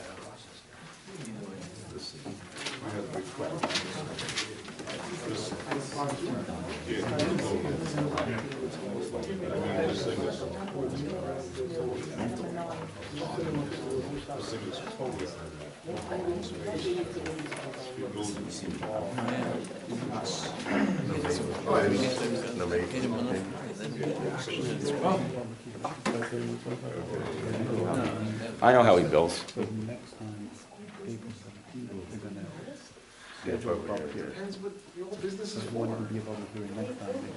Reapprovals, yes. The board can approve, reapprove, modify, and revise without it being subject to a public hearing. All right, so you could-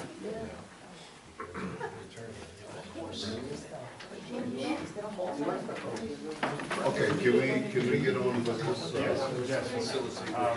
I know Mr. Walker has Can you just state your name for the record, please?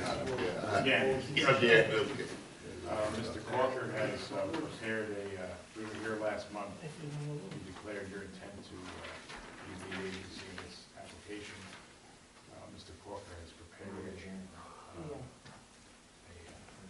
part 2, and we're asking you to adopt the part 2 so that we can address his part 2, which has some issues. So Mr. Licata is referencing a memorandum from village planner Michael D. Cocker dated March 6, 2018. And it is 4 pages, including an attachment, which is the completed Part 2 of the SECRA Short Environmental Assessment Form, entitled Impact Assessment.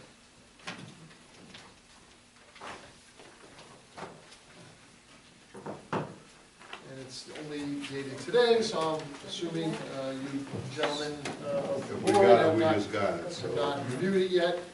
But I'm sure Mr. McConnell would like an opportunity to review it and respond, or Yeah, we can't respond unless you adopt it.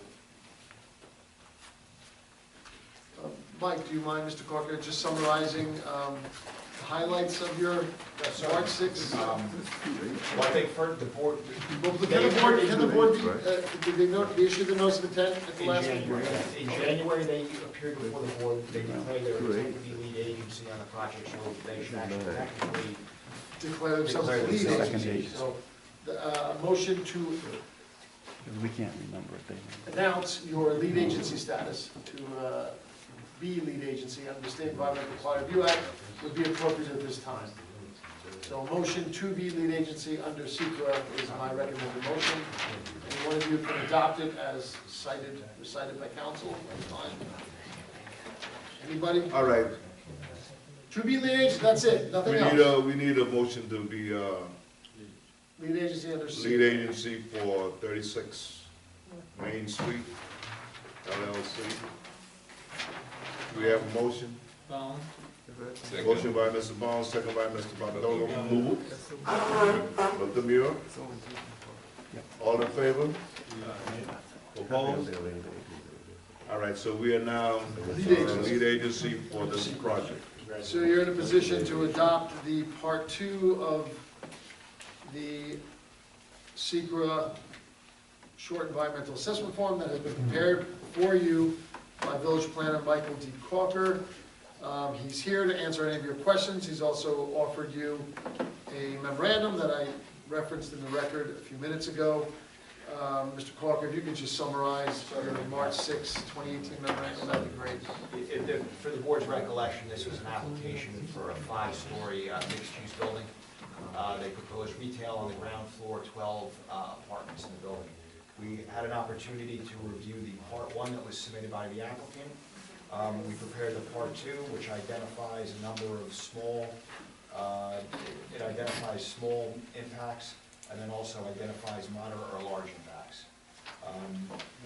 If the board recalls, there was some discussion at the first meeting with respect to the height of the building, and also the number of variances that are required for the application as well. So we've identified all those and asked the applicant to analyze those deviations and the impact that it may or may not have on the surrounding area, and then looking at the character of the area. So we've identified potential impacts related to the height of the building and to the degree of the variances that are being requested and its impact on the character of the surrounding area.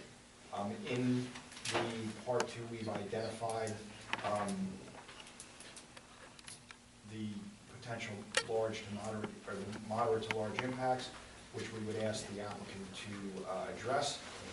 In addition, we've outlined the variances that would be required, and we've listed the deviation from those requirements as well. If I could, Mike, I just want to recite, in Village Planner Corker's proposed part 2 of the short environmental assessment form, dated March 6, 2018, he identifies as moderate to large impacts, and those are adverse environmental impacts. He has checked off item number 1, will the proposed action create a material conflict with an adopted land use plan or zoning regulation? And he's checked that off. Again, these are moderate to large impacts. 2, will the proposed action result in a change in the use or intensity of use of land? 3, will the proposed action impair the character and quality of the existing community? 5, will the proposed action result in an adverse change in existing level of traffic or affect existing infrastructure for mass transit, biking, or walkway? 6, will the proposed action cause an increase in the use of energy and it fails to incorporate reasonably available energy conservation or renewable energy opportunities? 7, will the proposed action impact existing A, public or private water supplies, B, public or private wastewater treatment utilities? And 10, will the proposed action result in an increase in the potential for erosion, flooding, or drainage problems? All those items have been checked off by Village Planner Corker as moderate to large adverse environmental impacts may occur. Does that essentially summarize your?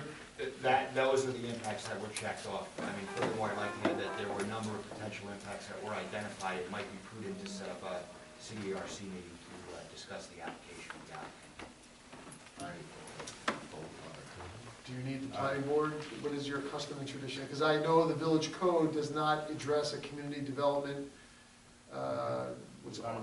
The process. Project review committee or technical review committee or CDRC or community design review committee. It's nowhere in the code, so your recommendation is weighty, and if the applicant would consent, that would help. Do you mind sitting down with an ad hoc Community Design Review Committee, which would be made up of the building inspector, the village planner, myself, the applicant, and who else? Is that it? Who usually sits in on this? Building inspector, village Yeah. planner, attorney, Right. to anticipate legal issues, And the applicant's engineer. the applicant's engineer, and the applicant. Would you be willing to have that sit-down meeting? Okay. So we don't need the planning board to adopt a resolution to that effect, or a motion, unless that's something that they traditionally do. The problem was the previous administration didn't want to have a meeting unless it was done by resolution. I have no problem with it. If you guys think it's a good idea, I think it's It's not probably, required now. yes. That was a directive of the former mayor. I think that left with him. Yes. But again, I think this is something that's consensual, in terms of between the applicant and the village professionals. If the applicant's willing to sit down with the village professionals and hash out the issues, We just that's, asked that you adopt part two so we can compare part three. yeah. The part two is a document that's prepared by the village planner. I summarized it by reading off what the village planner, in his opinion, feels are moderate to large and adverse environmental impacts under the State Environmental Quality Review Act, and I recited those off a few minutes ago. So it's But I suggested. feel like they are large and major. I mean, when this thing first came to Moderate the to board, I large. had no, it's not moderate, I mean, they have it as moderate. Moderate, too large, too large. Well, all I see is large. They'll have that check. That's all I see is large. They need to add that one.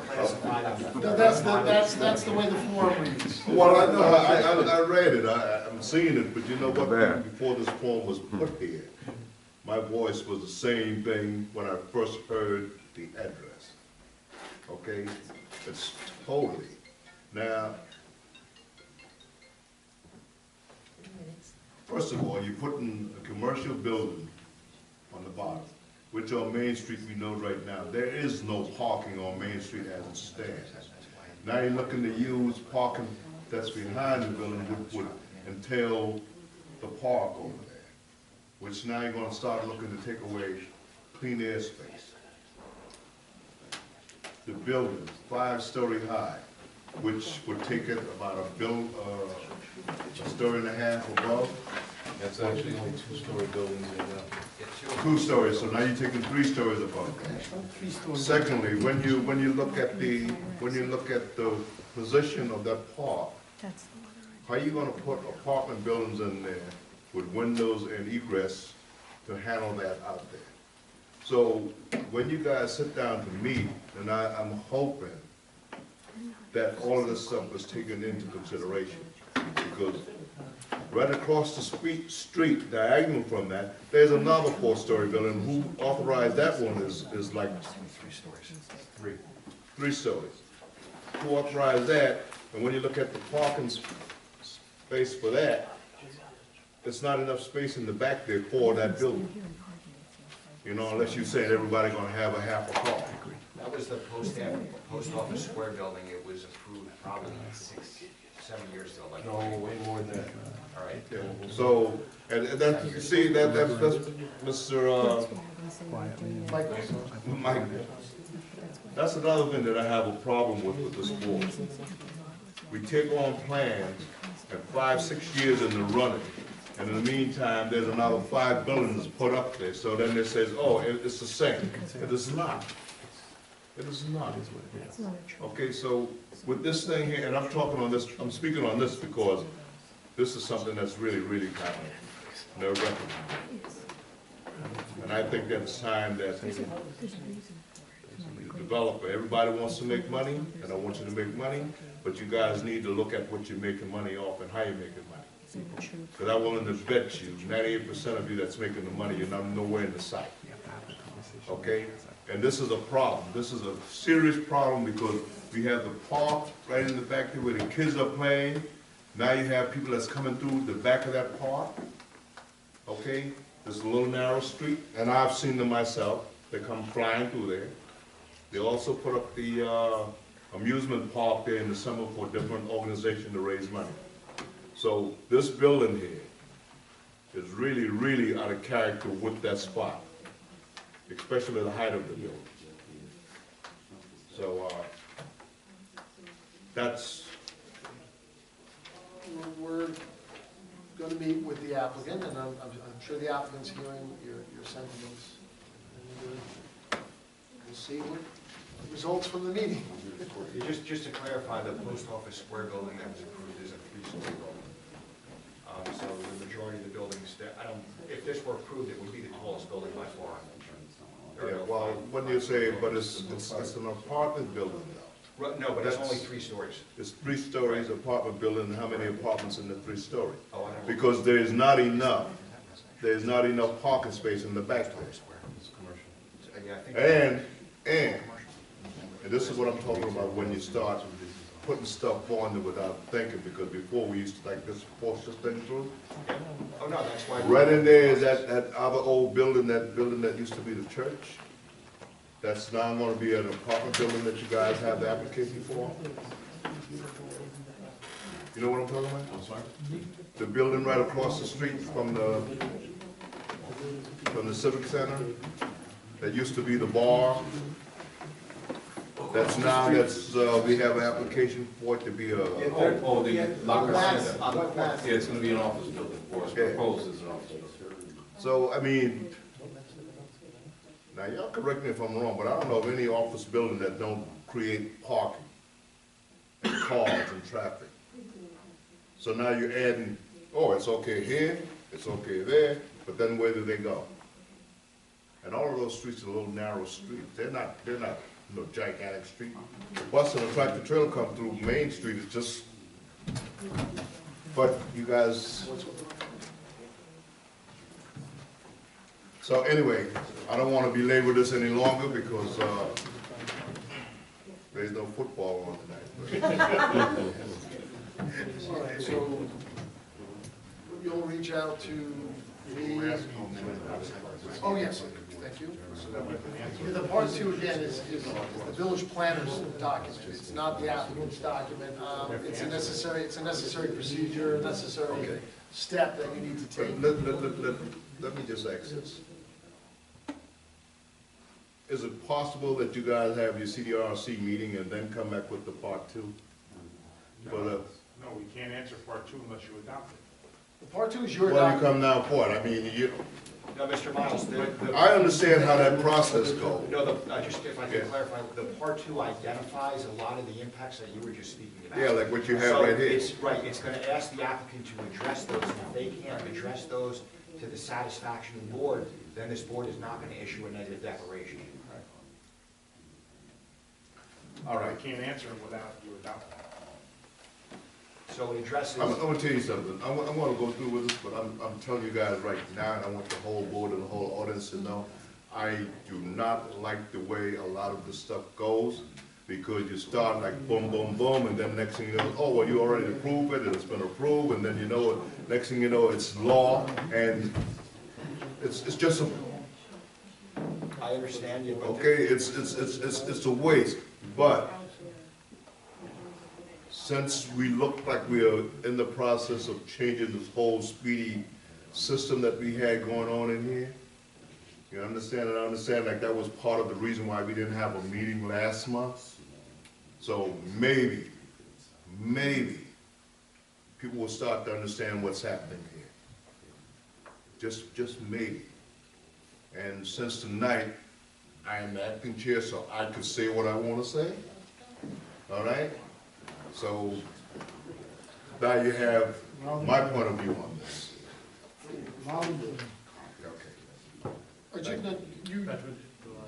You understand that this is coming from, this part 2 is from your village planner, it's not from the. Listen, after 2 years, I know what it is with the part 2 and all of that, I understand that. I apologize, it's not coming from. There's a reason why I'm putting all this out, because it's something that's been kind of like hurting my chest for the longest. Thank you. So, This is your village planner's Okay.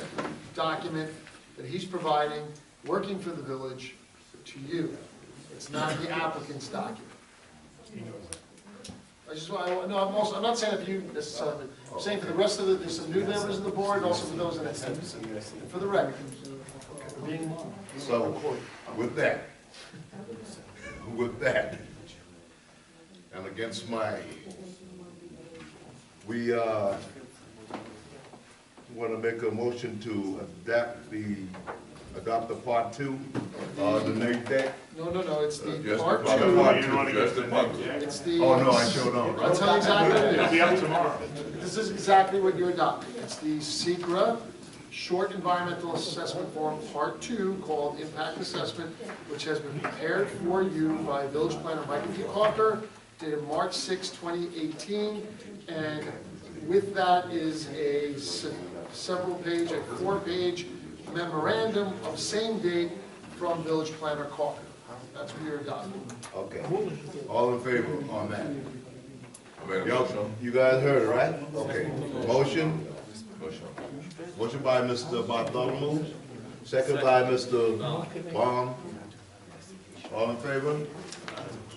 Opposed? Hearing no opposed, motion carries. All right. Now, I'm gonna tell you guys, y'all know how this is not gonna sit well with you. Okay. No, it's not. All right, on with, Mr. Licata, feel free to email me some dates that you and Mr. Salvatano, that you're available. I would ask that it not be in the next couple of weeks. Not tomorrow. Not in the next, where we give it at least a week. Okay. We're on number 9. All right, the next item on the agenda is number 9 on the agenda. 37 Ridge Avenue, proposed 9-family unit located on the west side of Ridge Avenue, 100 feet south from the intersection of Park Avenue and Ridge Avenue. This is an open, public hearing? I don't know yet. We'll find Don't you out. love the adventure? Who's here for the applicant, Mr. Licata? I am. I wouldn't have sat down. Mr. Licata's gonna tell us what Not a the public hearing. where we are procedurally. It's not a public hearing? Subject to correction by Village Planner Calker and/or Building Inspector Booker. This is a very simple application where our application, not the application, but my application is to set a public hearing for April 17th. For this, Yeah. 37 right. And we have received our neg deck on August 3rd, 2017, and we received our variances on 11/8/17.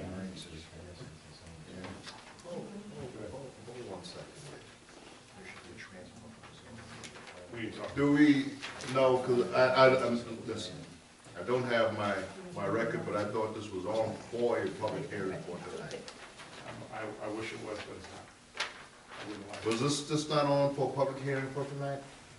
Because this 37 Ridge been here a while now.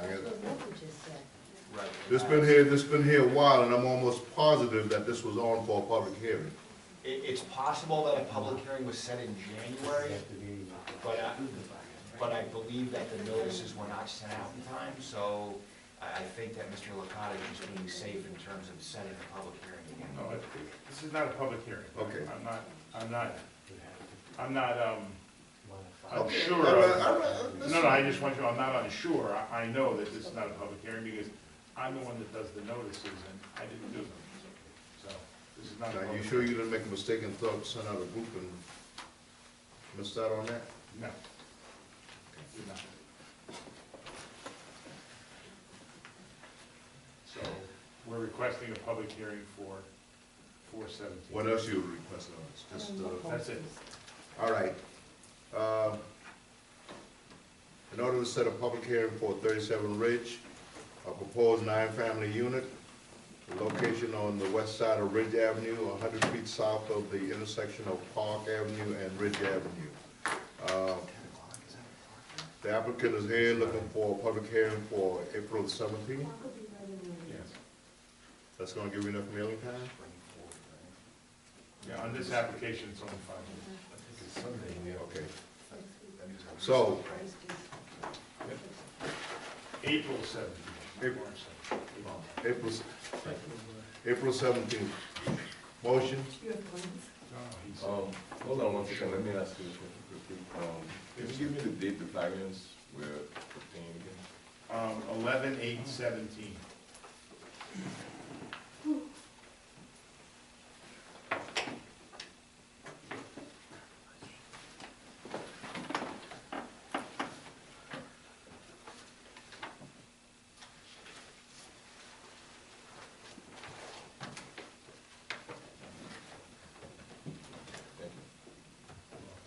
Anything else?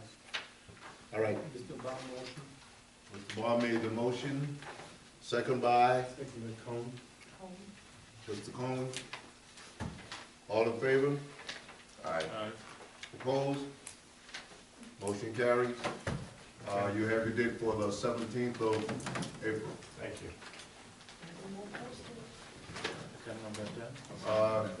Before we move on, Ms. Laurie, I know this is your only second meeting that we're having, but I think these agenda need to reflect what it's about. I need somebody to check me. If it's public hearing, then it needs to be a public hearing. If it's just for, because it's I'm disgusted yeah. myself. No, listen, don't worry. It's gonna take a minute for her to get some traction, because she's new. We've had a bunch of meetings canceled, so there's no way to get some, momentum and know how these things are moving from one board to the other, so. It's It's pitiful. Well, I understand that, but I'm just saying that this is what we need as a board so that we can go forward.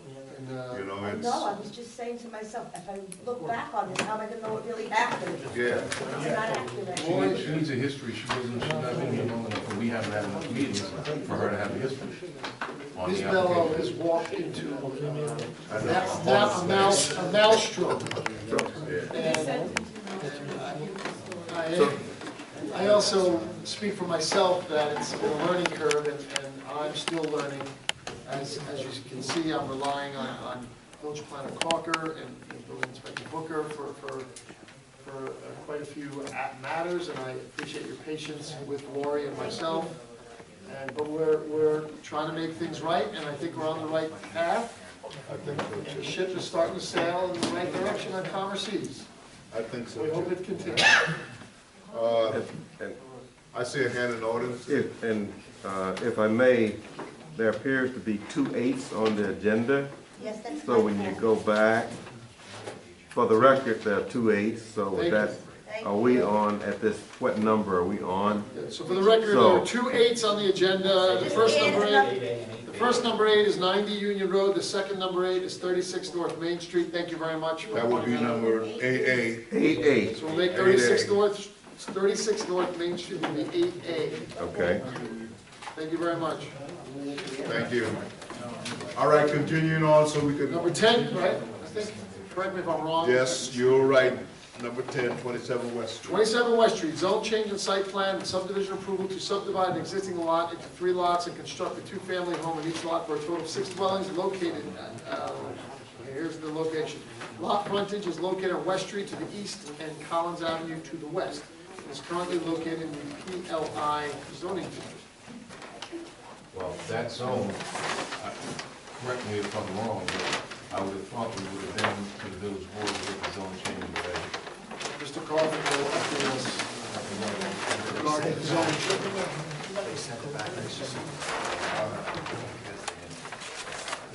I got it.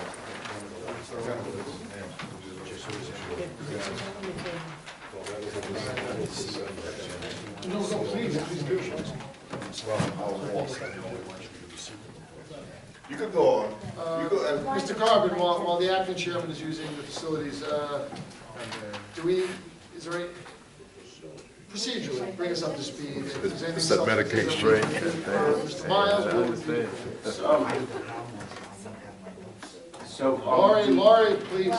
The applicant in the instant matter submitted a zone change petition to the village board.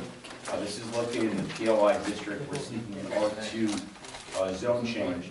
The village board made a determination, and we're seeking a 3-lot subdivision pursuant to said zone change, which would permit a 2-family home on each of the lots. And we have submitted data and drawings that would demonstrate that those lots are comparable to other lots that are in the neighborhood with respect to the lots that would be created, with respect to their size, with respect to the lots on Collins Avenue, which range from lots slightly larger to this, but many lots in the 5,000, 6,000, 6,500 range.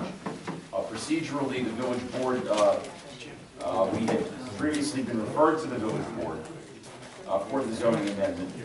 The village board then asked the planning board to take on the responsibility of being the lead agency for the seeker review, for the zone change, the site plan, and the subdivision. So the planning board is acting as the seeker agency, and the seeker review needs to be finalized before any of those referrals are made. This is noted in Mr. Calker's most recent memo. There were previous comments that had been made by the planner with respect to the viability of the 3-lot subdivision, the configuration of the lots, and we have sought to respond to that by demonstrating how this comports with the size of the relevant lots and would therefore not have a adverse impact on community character and not be inconsistent with community character. Nonetheless, the planner has made a number of comments with respect to the contours of the lot, the layout of the subdivision, and how it integrates into the West Street neighborhood. This is formerly property. And this, I do want to note for the board, this is a dramatic rehabilitation of the property, which is run down, which had previously been used to store all sorts of things. There was a taxi repair garage being run out of there. There was a use at some point by the village DPW, I believe, at some point in the past. And the lot has an industrial past and can only be upgraded by the proposal that we have made before you. We think that it's important that this be upgraded to provide new modern residential housing that would replace the rundown facilities that are there. We believe this project would be of great benefit to the village. Nonetheless, we do appreciate and recognize the concerns that have been raised by the village planner with respect to the contours of the lot line, particularly the, and we do have here, by the way, just to aid members of the board,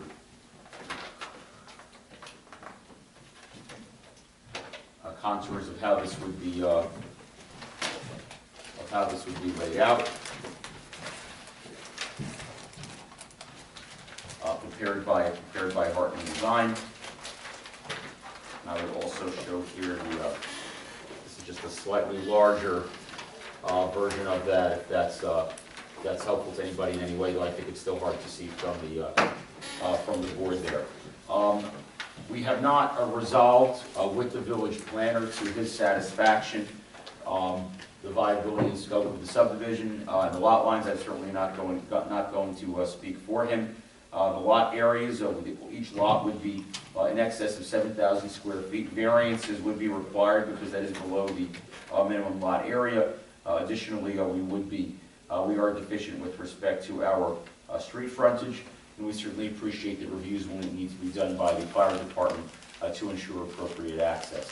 We believe that given the 21,000 plus square feet we have here, that we can design a viable 3-lot subdivision to address the housing shortage in the village. And we certainly welcome the opportunity to gain feedback from the planning board with respect to that, as well as to further work with the village's professional staff, whether it's in the context of a CDRC or otherwise, to be able to try to find a configuration which would fit. Again, we've suggested this particular configuration. I'm certainly open, and the applicant is open to other ideas to work creatively to be able to harness the full potential to redevelop this lot in a way that provides housing for residents of the village. The lot as it currently exists is of minimal use to anybody. It did not prove to be viable continuing in its industrial state, particularly as there has been a resurgence of residential interest in new residential construction in this area. This would be an upgrade of the lot. We hope that the village board will be supportive of the zone change, and we hope that this board will be willing to work with us to find a configuration that everybody's comfortable with. I know there is, again, some comment from the planner. I'll try to respond to that if we can, but we would like to find a way. We're proposing roughly 6 townhomes of about 2,500 square foot each, which we believe addresses an underserved housing market segment in the village. And we hope that we'll be able to work with you to have a beautiful and effective project at this location. procedurally, where are we at, Mr. Carvin? What, in a, pulling from your wish jar, what would you like to see tonight, just so we know where we are procedurally? What is, Well, we'd like some feedback, from the board, and we'd like to be able to, proceed with the full-blown seeker process. I think all we've received to date, is, the last thing I received here is a February 21st memo, from Mr. Calker. We had already responded to that, with, evidence about how this complies with the community character. The key issue that appears to remain is the configuration of the lot and the fact that one of the lots is tucked behind the other. But, I really don't want to speak for Mr. Calker. I think that he would probably be better able to articulate his concerns than I can. you may have said that, you may have already mentioned this. Did this board issue a notice of intention to be the agency yet? Any secret motions at all yet? Yeah, the board already declared its intent, and I believe they declared themselves lead agency. The application, this application has had somewhat of an interesting path so far. It originally appeared before the planning board, I believe, back in May. At some point in time thereafter, I guess the mayor decided that they wanted to hear the zoning application before the planning board acted. It went to the village board, and then subsequent to that, it was determined that they wanted the planning board to review the seeker before they did, which was appropriate. So it was sent back to the planning board for our review. I prepared a part 2. The applicant had responded with the part 3. We provided a memorandum in the first part 3 that raised some issues. With respect to the information that was provided in the part 3, the applicant responded to that, which we provided a subsequent memorandum dated February 21st, which reiterated some of our concerns with the application. The concerns primarily, I know it's probably been a while since the board has actually, heard the nuts and bolts of what the application is, but it's a 3-lot subdivision. The lots are pretty much all undersized, 7,000 square feet. As they pointed out in their memorandum reviewing the application and the existing character of the surrounding neighborhood, and there are other lots that are smaller than 7,000 square feet that contain 2-family homes. I don't really have an issue with that, as I pointed out. The issue really is with respect to the third lot, because it's oddly shaped. The oddly shaped triangular lot really limits the usability of the property to accommodate that size home. So I addressed those issues in my latest memorandum dated February 21st for the board's application. And those are some of the concerns, and I've outlined the concerns that I have with respect to the application as it currently is pending.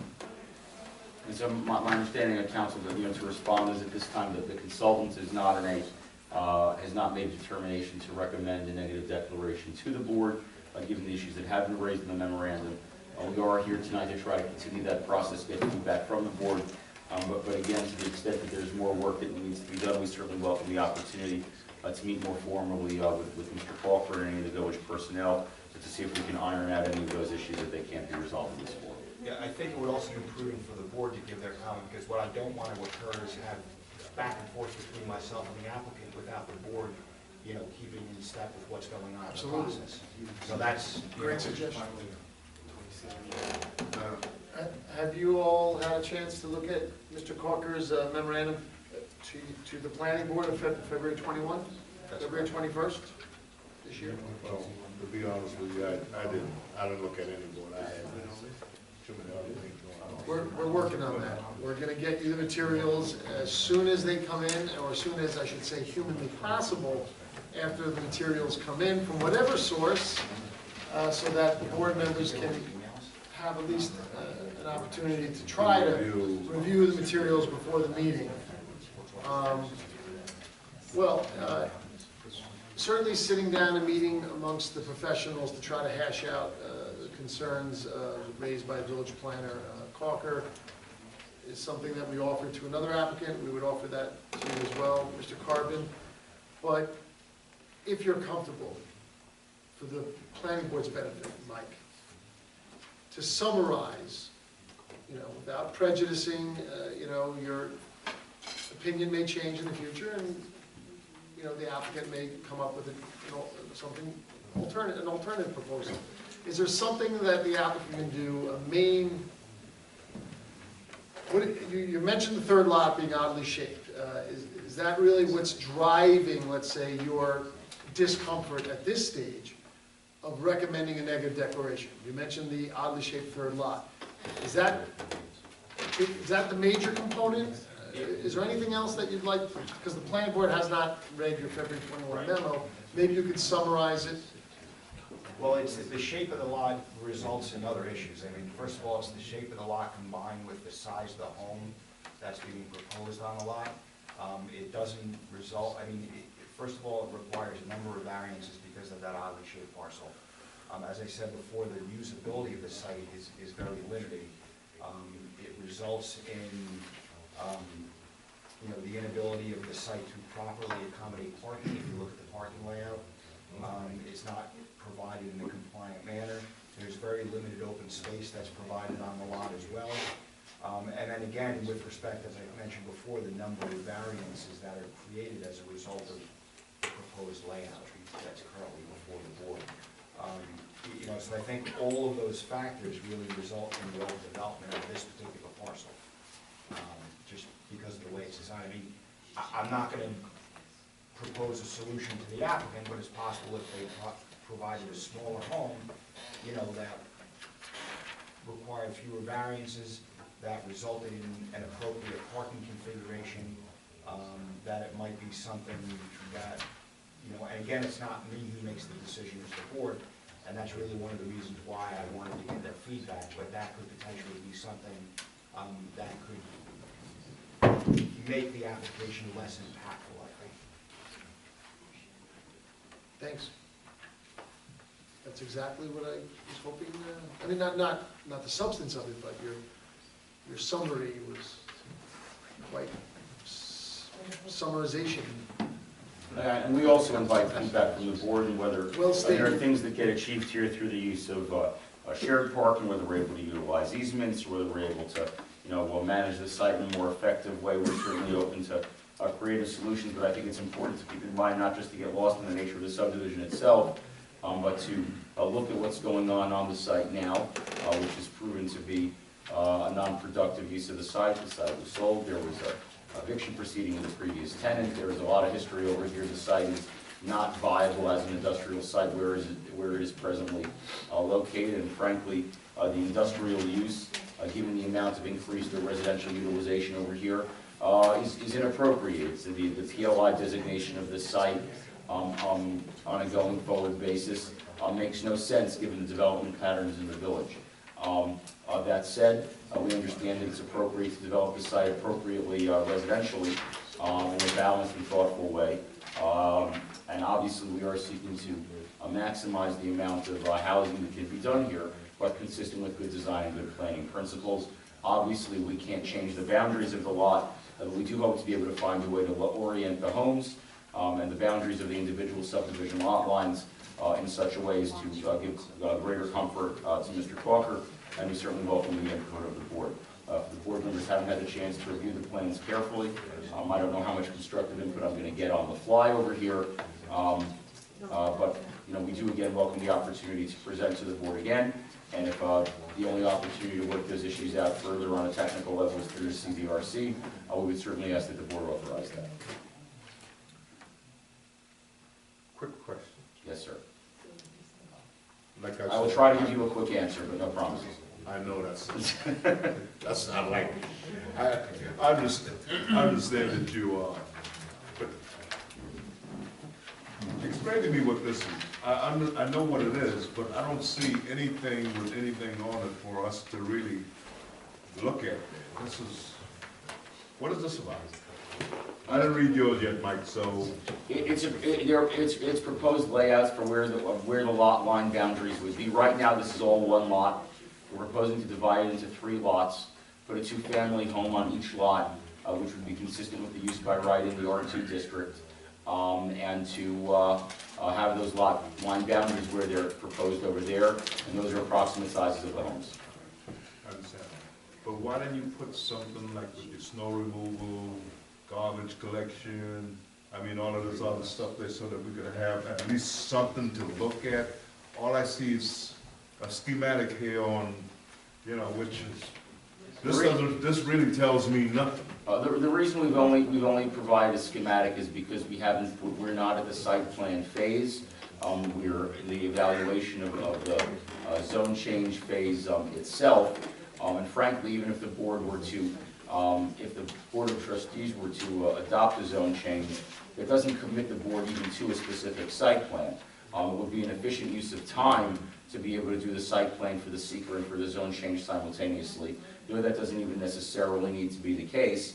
From our point of view, we were pointing out how we could see the maximum development potential of the lot and have the seeker done based on that. However, you know, the board is free to recommend a zone change to R2, absent any specific approval of the site plan. And then after a zone change to R2 is approved, we can propose whatever site plan we want, and there would have to be, you know, a seeker review based on the specific site plan proposed. We're trying, in the interest of efficiency, to do all that simultaneously, but the reason we don't have that advanced a drawing is because we don't know at present whether in fact the zone is going to be changed.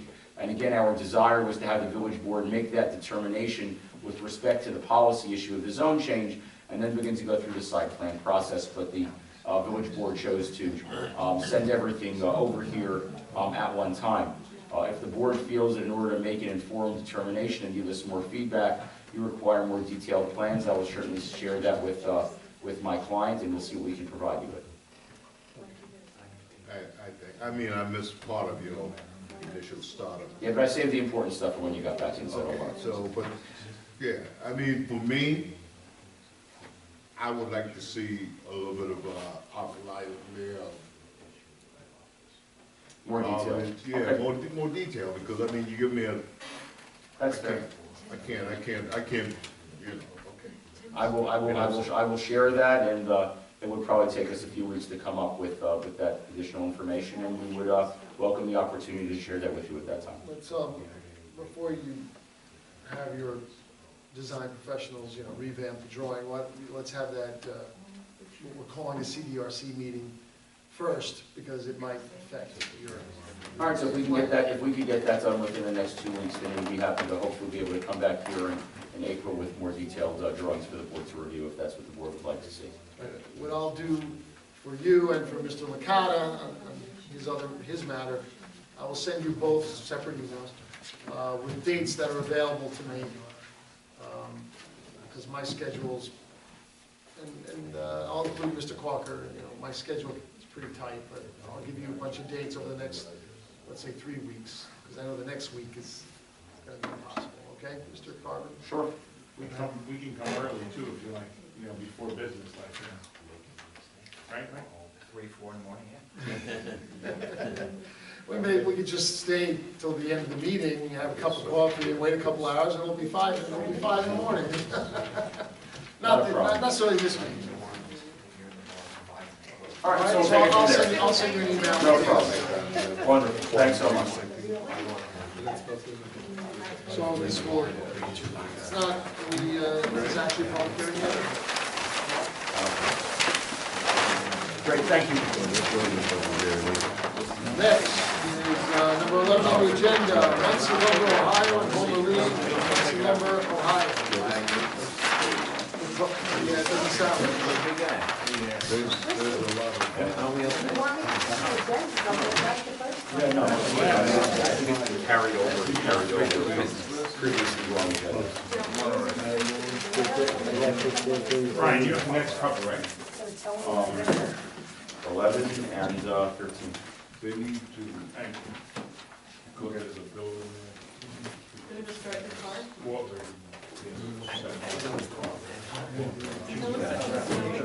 I will. Let's hear from Mike Corker, I'm sure he'll address that. There's we're gonna, let's open it up first, John. all right, we're gonna. We have a memo from Mr. Corker. All right, this is Muncie Lumber, Ohio, and formerly Muncie Lumber, Ohio. I know that there's something that. No, he wanted me to put them together. There's a typo, I think. Yeah, it was Muncie Lumber and Homer Lake, Ohio and Homer Lake. Two separate applications, but they were listed on one as one agenda item. Proposed elimination of lot line between a .71 acre parcel in the GB zone and a .14 acre parcel in the R2 zone to merge the two lots. Applicant is also seeking to rezone the .14 acre in the R2 zone to a GB zoning Shouldn't even designation. read it, Dennis, because it's totally incorrect. All What right, is the application? Can I see the let's application? just give the location. Let me see where I got that from. All right, the location for Muncie Lumber, Ohio is on the north side of Ohio, 231 feet east of North Main Street and southeast corner of Ohio Avenue. And the location for Homer Lee is on the north side of Homer Lee Avenue, 130 feet east of Route 45 Main Street in the GB zone. This property is currently vacant. So, go ahead, Mr. Carpenter. All right. Clarify the Sure. lack of clarity. The village board expanded the GB zone to include additional 2 lots on Ohio Avenue adjacent to the currently GB zone lands of Muncie Lumber for the expansion of the lumber yard. That zone change was approved by the village board last year at its meeting last week. The zoning board of appeals granted, I'm going to speak about each project individually. The zoning board of appeals granted the required variances for the expansion on Ohio Avenue, showing the buffering between the residential zone and requiring that any site plan ultimately be approved, be subject to the review and approval of firematic review. We are here with respect to the Muncie Lumber parentheses Ohio for the approval of that final site plan, which includes the additional 2 lots which have been rezoned to the GB zone. The zoning board approved those variances last week, subject to the conditions that I just outlined. Muncie Lumber Homer Lee is a project that had been approved a number of years ago with respect to the construction of a warehouse and office space. The zoning board reapproved that project at its meeting last week without changes from the original project that had been approved, and we are seeking a reapproval of that project because those approvals had lapsed. But they're 2 separate projects. They are not being merged with each other. They were heard individually in the subject of separate matters by the zoning board of appeals. But we are not seeking to rezone anything. All the rezoning has been approved with respect to the Muncie Lumber lot. These are 2 separate applications, one of which was a new application which required a zone change, and the second one, the Homer Lee project, was the reapproval of a project that had been approved 5 or 6 years ago and was brought back to the board for reapproval without change. This board had previously founded on the Homer Lee project. It had reaffirmed the negative declaration that had previously been issued because there had been no changes made to the project itself. The required variances were then reapproved, and we are back here for the reapproval of final. So they really should be appropriately categorized as 2 separate items, and any reference to any pending zone change should be removed because that zone change has already been approved by the village board in 2017. And you were here last week for the discussion of these matters. Yes, I was. Okay. So, quite a bit to digest. So, You've been living it. you want us to reapprove something? Let's deal with, I think we should deal with. Yeah, both of let's these ask separately. Village Planner Corker to Yeah, I'm not distill aware. it, categorize it, and simplify it for this board consideration. I think since I have Ohio in front of me, it would be okay to deal with that first, Mr. Chairman. Okay. So I prepared a memorandum for the board dated February 28, 2018, which I guess is somewhat outdated at this point because the applicant subsequently has gone to the zoning board and you received variances. That is correct. Okay. I did have a couple questions for the applicant. In the last week, literally? I guess so. Well, you went to the ZBA. You were there. No, but the village board met also? The village board was the other application. Oh, well, that actually was a question I had, because this application, did you get a special permit from the village board for Ohio Avenue? No. So Ohio Avenue for Homer Lee. Both. Well, but we're talking about Ohio. All right, because so what, Ohio, yes. you received a zone change. Yes, they changed the zone Right, and did to they the, also? to the GB zoning boundary They extended the boundaries of the GB zone. Understood. I believe they handled the special, that was all done at the same time we were at the village board in 2017. But that was my question. And then we finally got around to being at the zoning board with all the backups and all the delays last week. The zoning board of appeals approved the required variances based on Mr. Atzel's bulk table, and we are here for final approval that reflects the zone change and the variances and the special permit that have previously been granted on the Muncie Lumber, Ohio property. Okay, that I understand.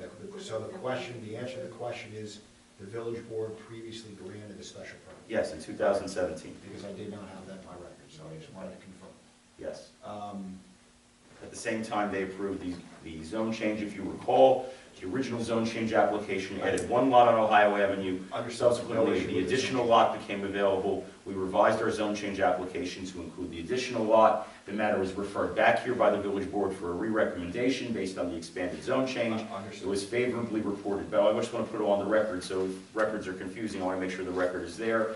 It was then sent back to the village board. The village board approved the expanded zone change and special permit, and the matter then received the variances last week, and we are here for final approval on pursuant to those previously granted permissions.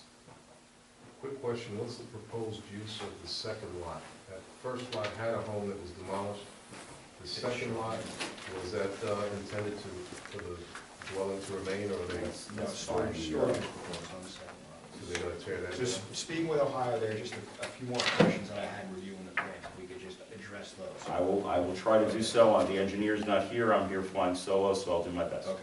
One of the comments that we had were construction details should be provided regarding the storage structures and how they will be supported. I know one is currently already.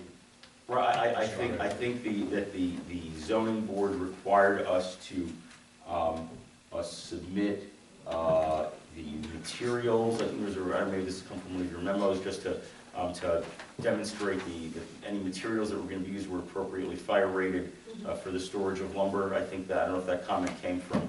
I asked for a comprehensive fire safety. Okay, and that was a condition of that was a condition of the zoning board's approval. Okay.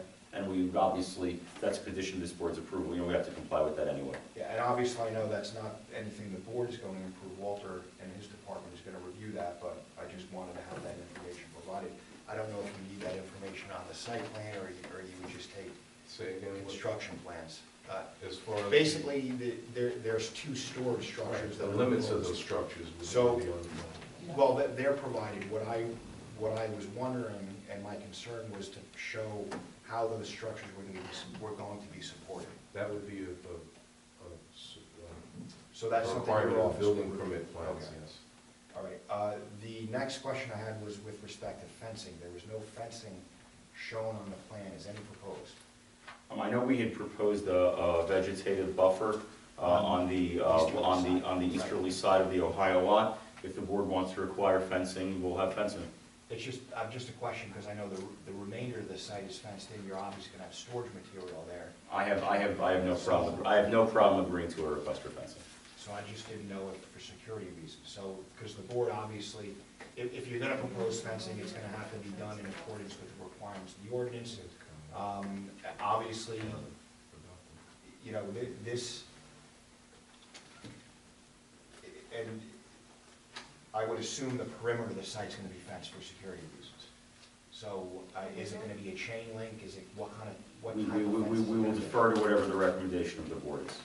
So that's a question for the board. Well, the fence height is gonna be an issue, that's a zoning board issue if it's beyond what the zoning allows, so. Well, it's going to have to comply, otherwise they'd have to go back to the zoning board. That's one of the reasons I asked the question. One quick question on the fence. Yep. Are there trucks coming in and out of this? That was my last question. Out of the Muncie lumber? Well, Well, there have been trucks been coming in and out of there for. yeah, but then you have like two streets now. Yeah, if I could just jump in for 1 minute. Oh, okay, If you don't mind, because that was my last question, actually.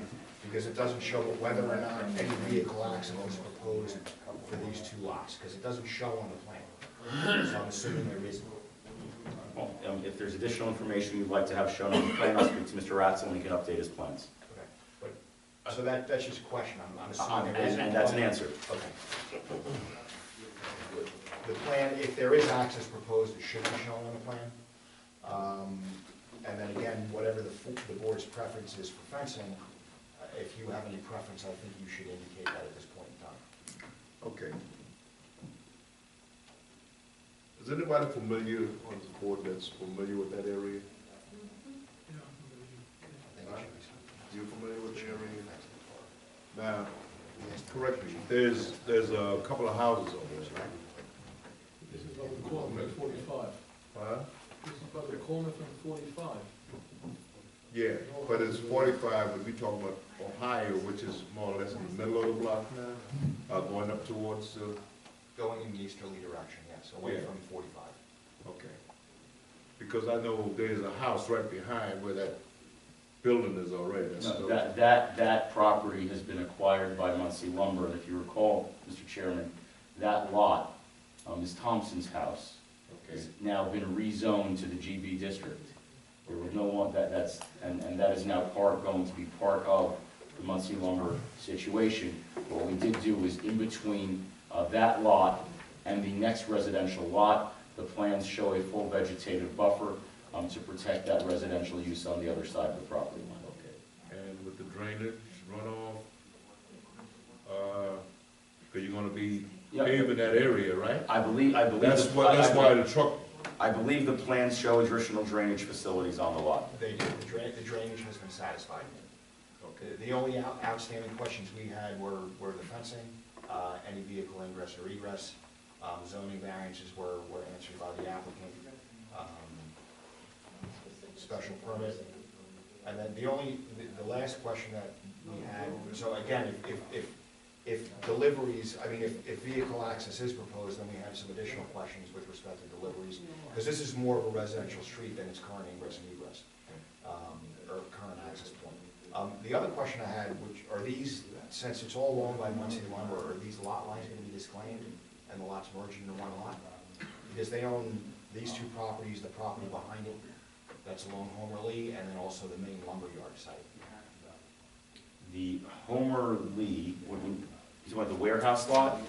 Well, warehouse lot is not proposed to become part of this here. Now, the lot that's immediately behind it is owned by Homer Lee. Correct, that's not in the same ownership as this. I think the lots that are in the same ownership No, are. it's not. Well, I'm sorry. There's a Homer Lee Court, correct? Yeah, You not the can't, Homer Lee on the opposite side of the street. This, there's a property on the south side of Homer Lee Avenue that is adjacent to these two lots. That's the main lumberyard. And it's also adjacent to the main lumberyard, correct? Okay, so I'm not sure I understand your question. The question is, are they under the same ownership, and if they are the lots going to be merged into one lot? I do not believe that all of the lots are presently under the same ownership. They are, okay. I was just. So I believe the current lot, I believe the current owners are shown on the map that you have. Well, yeah, this is Homer Lee Court, Right. and I'm assuming that's Muncie Lumber. Right, and there's like a hay development or something. It doesn't I'm have. not sure, what's this here? Oh, no, I'm talking about these, right, I'm talking about these. Oh, this two lot lots. here? And this, yeah, are these lots gonna be merged into this lot and the Muncie Lumber? I don't know who the title owner is on that. I have to Because check. if, for- I mean, I'd if have they to were, check for you actually, on that. it would have eliminated one of the variances that you would. Yeah, I would have to check on what may or may not be disclosed. It's really water and bridge at this point, but that was just another question. so, I guess to the board, we have to figure what kind of fencing we're gonna need up there, right? But before we could go for the fencing, I think we're gonna need to know about the vehicle traffic. Well, according to the site plan, there is no, if the board were going to approve this tonight, I think it would be approved with a condition that whatever type of fencing you choose be provided. There's no vehicular access shown on the plan, so none would be allowed. And then the height of the fence would have to comply with the ordinance. If they wanted to make any changes, they would have to come back to this board, or they'd have to go to the zoning board. Again, I can't speak for which details Mr. Atzel did or did not include in his map, and I would prefer to give him the opportunity to clarify his map than to speak inaccurately on his behalf. I think that would be the better. If I could, just answer one question about fences here in section 255.22. It says fences and walls, including retaining walls, are permitted within required yards, provided that Such fences and walls do not exceed 4 foot in height if located in the front yard and 6 feet in height in any other yard, except that a fence is not less than 3/4 inch of construction, may have a maximum height of 12 feet where located in a non-residential district. And except that the building inspector may be required for safety require the addition of retaining wall, motor vehicle, bumper wall, da-da-da-da-da. Well, this is a non-residential district. Well, that's what I was getting at. Now, the GB, correct? Yeah. All right, the GB does allow multifamily by special permit, but that does not dictate it as a residential district, does it, Council? I would say no. Usually residential districts are delineated with the R. That's not something that comes from state law, but I can look right now. But my first inclination is no. GB would not be considered a residential zoning district. But don't wait, 12 foot. go on to the next topic, and I will check the zoning code. Okay, just hoping to solve that problem. So, I'll let you know. Mr. Corbin, I think what we need to know so that we're not back and forth. Do you want to delay this until the next meeting to get your map and everything together, or you want us? Well,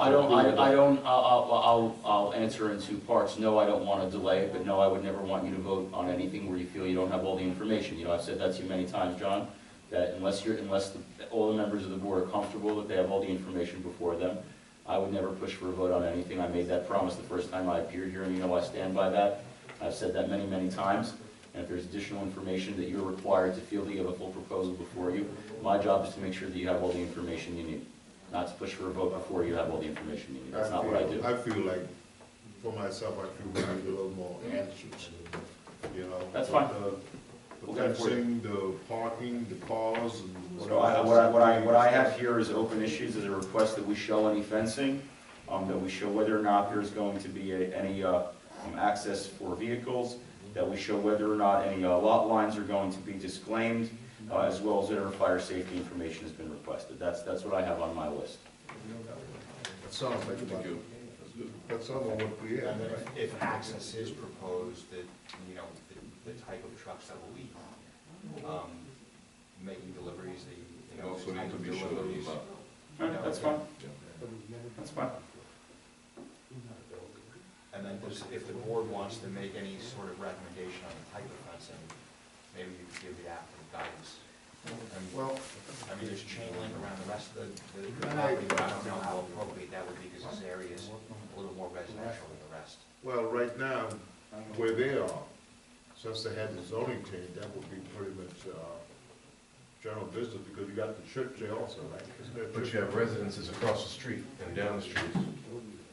So you have to consider them with the buffering between the commercial entity and the residentials that still Well, remain. then, right away, that's gonna eliminate a chain link, because if you're bringing in trucks in there. Oh, they already Well, have what we an show, access route. what we showed on the border with the residents on a residential lot in Ohio was a full vegetative buffer. Yes. If the board wants, instead of a vegetative buffer, for us to have a fence, if you want us to have a fence and a vegetative buffer, if there's specific kinds of vegetation you want us to do, you know, it's not material to me, I'm happy to accommodate your preference. I think the vegetative buffer would be good, because then it also acts as a sound barrier. That was our thinking. Well, just if I could make one, Just I vegetative, think, not, you don't want both. I think both, because Mr. I Carter? would think they would want some sort of security measure, because they're gonna store materials. Yes.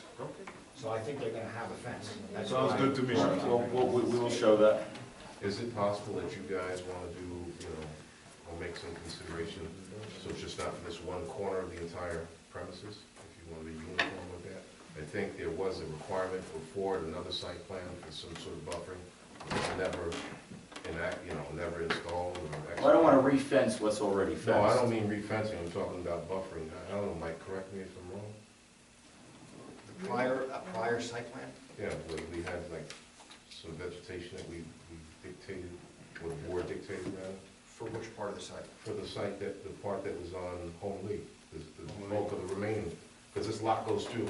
No, This- yeah, well, this lot actually goes through, and it also, my recollection, there was an application, you're talking about the one that was before the board like maybe 12 years ago? Possibly for the Ashman house when they put the big warehouse up. There was, at that time, there was a desire for actually the fencing, I think, was supposed to be replaced, and they decided on putting privacy slats, which was never done, but that's to the best of my recollection. You're talking on this, on the Homer Lee, on this? On the main lumber site. Yeah, it wasn't this particular site. I'm not, Yeah. you went the warehouse site? The warehouse that wasn't built? No, You on want the the bulk. attorney? No, Ira handled that. This lot goes through the block, goes from Homerly to Ohio. I'm not familiar with that. The one that you see when you're turning off of Main Street, the corner where you see the lumber and the rebar, at the intersection of Main Street and Homerly, right behind the gas station. I can't speak to that. Move on. I'm sorry. Okay. So, Mr. Attorney, Yes. do we need any kind of, what do you need from us tonight, Well, as a board? Well, I think I got what I need, which is a list of items in which you require additional information on a revised map, and we'll get that to you as soon as possible. Okay. We need to move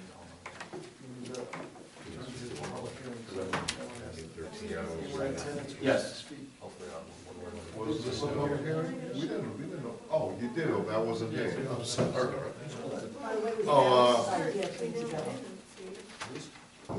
just, Yeah, well, you know, he's Nah. not someone's lawyer. excuse me, guys. I don't know Just how one things like second. that happen. I believe that this was opened up as a public hearing. Sure. Is there anyone in the audience that wants to,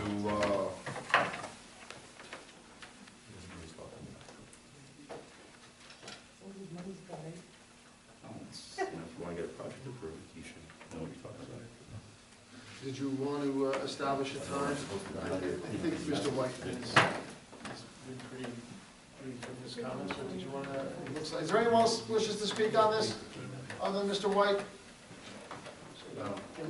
4 minutes, 5 minutes, 10 minutes, 5 minutes? Which one you have? All right, after you do your swearing in, I'll start the clock. I, Stephen White, do solemnly affirm or attest that the testimony I'm about to give is the truth to the best of my ability and knowledge. Okay, so, this particular, project, or two projects, which has been, back and forth, I've been to the village board meetings on this. I was actually at the village board meetings many years ago when they were first approving these, projects. And there have been numerous issues that have never been really addressed over multiple meetings. One of which is the type of trucks that are coming in and out of these properties. They are tractor-trailer trucks. The Ohio Avenue and Homer Lee are not approved to have tractor-trailer trucks on them. There's a list of all the streets in the village that can have those kinds of vehicles, and these two particular streets are not on that list. And so, although there was some kind of a discussion of their overuse of these streets by these extra-large vehicles in the past, it's been many, many years ago. I don't know if there's any document that gives them permission to do that anymore. And even in that extent, it's been beyond anything that was ever agreed. They passed through the lot from Ohio to Homer Lee and then exit off, or from Homer Lee to Ohio and then exit off of Ohio. Because the street is so narrow, this tractor trailers require multiple going forward, backing up, stopping traffic. Route 45 is very busy. Matter of fact, it's a parking lot basically every day on Route 45 all the way from Hillcrest to South Spring Valley. And so in this particular section of Route 45, the traffic is very bad. There's a lot of school buses and having tractor-trailer trucks coming in and out of there. When it was just a small lumber yard, they gave it approval because they were only approving for a little lumber yard. There wasn't that much traffic coming in. It was mostly the smaller vehicles. As they keep expanding, you have more and more bigger and bigger vehicles, and it's never really been readdressed, the kinds of vehicles and the amount of traffic in and out that's coming off of this property. There is a fence there now, a chain link fence. There is directly across from that chain link fence, private properties. There's also further up the street beyond this Thompson's house. There's more properties there. All of these properties have to deal with tractor trailer trucks on their residential street. Not to mention even the smaller trucks, which come in and out, ferrying lumber back and forth to the various jobs that they're doing in Muncie. So all of these issues are really having an impact on the local residents there as well as everybody else who uses Route 45. So I think you need to address the fact that they are using it as a through, and it might not be on the plans, but I can't believe that they're deciding that they're not going to use it as a through anymore, because those big trucks, how are they ever going to turn around? The chain link fence has the kind of thing where chain link fence opens up and closes, so they're open and closing the gate on the chain link fence right now. So I don't know how they're gonna do all of that, but I think you guys need to get answers as to how they're gonna move these vehicles in and off the property. They're not even showing it on the plans, whether or not they have access. Well, there currently is access to Ohio Avenue. It's there, they come in and off.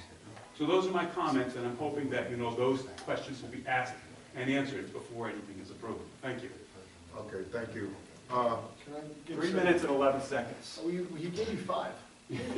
I didn't need him. Can I just point out, again, this is not about, the merits of the substance of Mr. White's comments, and if I ever suggest that I am giving you advice as to the merits of anyone's substance comments, I'm It's all not. right. I'm just telling you what the law is, okay? Chapter 249 addresses vehicles and traffic in the village code. If you look at 249-17, there are indeed, as you probably all know, streets that are designated to be prohibited by, there's a prohibition against heavy trucks, and it says that the schedule of streets closed to heavy trucks is on file in the village offices. So assuming that these streets, just for purposes of discussion, are on that list of streets that exclude heavy trucks. What is a heavy truck? It's all in here in chapter 249. 249-18 has dimensions and weights of vehicles, and there's some references to the New York State Vehicle and Traffic Law. But in the end, chapter 249, I'm trying to find the section, but I think we looked at it at the ZBA meeting, is enforced by the police. So if this operator of this business is going to violate the New York State Vehicle and Traffic Law or the village code with regard to driving motor vehicles in excess of what those streets are permitting in terms of heavy trucks, they are subject to prosecution by the Spring Valley Police Department, or perhaps if it's on a state road, maybe even the state trooper. It's not really a matter for the planning board. It's 249-4. Well, hold on, let me finish.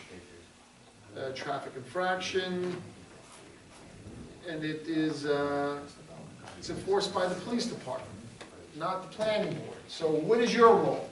What is your role? The village planner, Calker, already pointed out, he wants to know how these trucks are going to access the site. There needs to be some revision to the plan to show that, if there is going to be access. And the village planner needs to be satisfied that access to and from the site for this business is going to work from a planning perspective. But with regards to enforcement of motor vehicles that are in excess of what that particular street allows under the village code, that is a police enforcement matter, not the planning board's jurisdiction. Okay? I believe I have 1 minute and 49 seconds left. Okay. Okay, and I acknowledge that. that's all right, I'm gonna go back because, I was also here for the Muncie lumber application, the Muncie Trails bus application on Commerce Street, which also does not allow these vehicles on Commerce Street, and that application was denied because why would you approve a plan for somebody to put a bus depot on a street that buses aren't allowed to drive on? So even though maybe you're not the police, but why would you approve a plan for a business that has to have these type of vehicles coming in and out when these kind of vehicles are not allowed to access that plan? It doesn't make any sense. And so that's why Muncie Trails buses was denied their lot on Commerce Street for exactly that reason in the past. And so I believe that it doesn't make sense to approve something in a place where the vehicles can't get into it. That's right, well, one of the, Well, someone's not happy. Must be George Darden. You all right? Is it George? Oh, he's still with us, excuse me, as far as I know. one other thing. It just fell off the wall. Mr. Corbin, we just asked him to look into It just the fell off trucks, the wall. the size of the trucks, the turnaround, and all that, because that was one of my main concerns also. Now,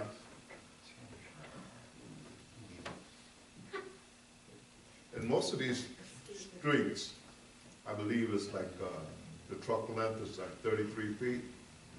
That's by Department of Transportation standard for most trucks, 5 tons and under.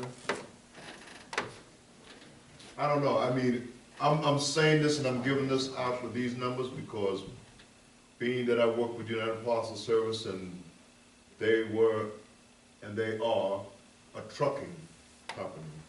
So some of the things that you needed to know was where you could take your trucks and what trucks you could put on those blocks.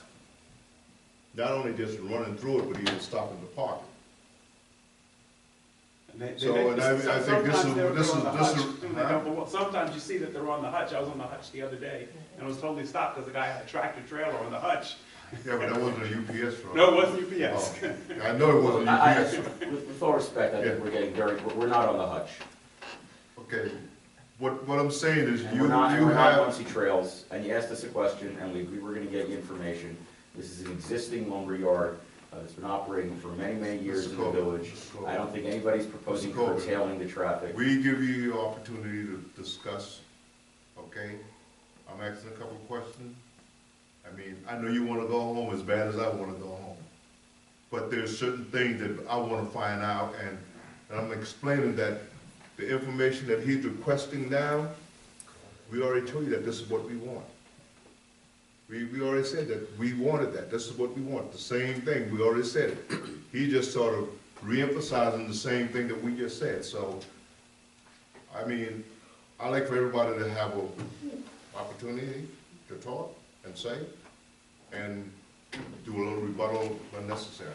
So with that, if you're good with your 5 minutes? I think. I'm good with my 3 minutes. Thank you. And Mr. Coburn, we'll get to your next floor. Sure. Well, I believe you're going to respond to the planning board's requests and village planner caucus requests for revisions and or information, Mr. Yes, sir. Carbon? So this application is completed for this evening? Well, it's not up to me. No, I mean, is there anything further that we? No, that's done. All right, so then it's to obviate the need of resending the public notices that otherwise would be required under state and local law. I'm going to make an announcement that this public hearing will remain open and continue to the April 17, Mr. Carbon, is that Sure. doable? To the April 17, 2018 meeting of this board at 7:00 p.m. in this meeting room. So please, all interested persons, make a note of it because you will not receive any other public notice, nor will any other be published, posted, mailed, or written in the sky by one of those skywriters, which I think the mayor is considering adopting as a new notice requirement. April 17, 8 o'clock. All right, okay, next item. I believe the number 12 Well, is... we were discussing the Homer Lee item. Oh, I'm sorry, they're two separate ones, yes, I'm sorry, Mr. Parker.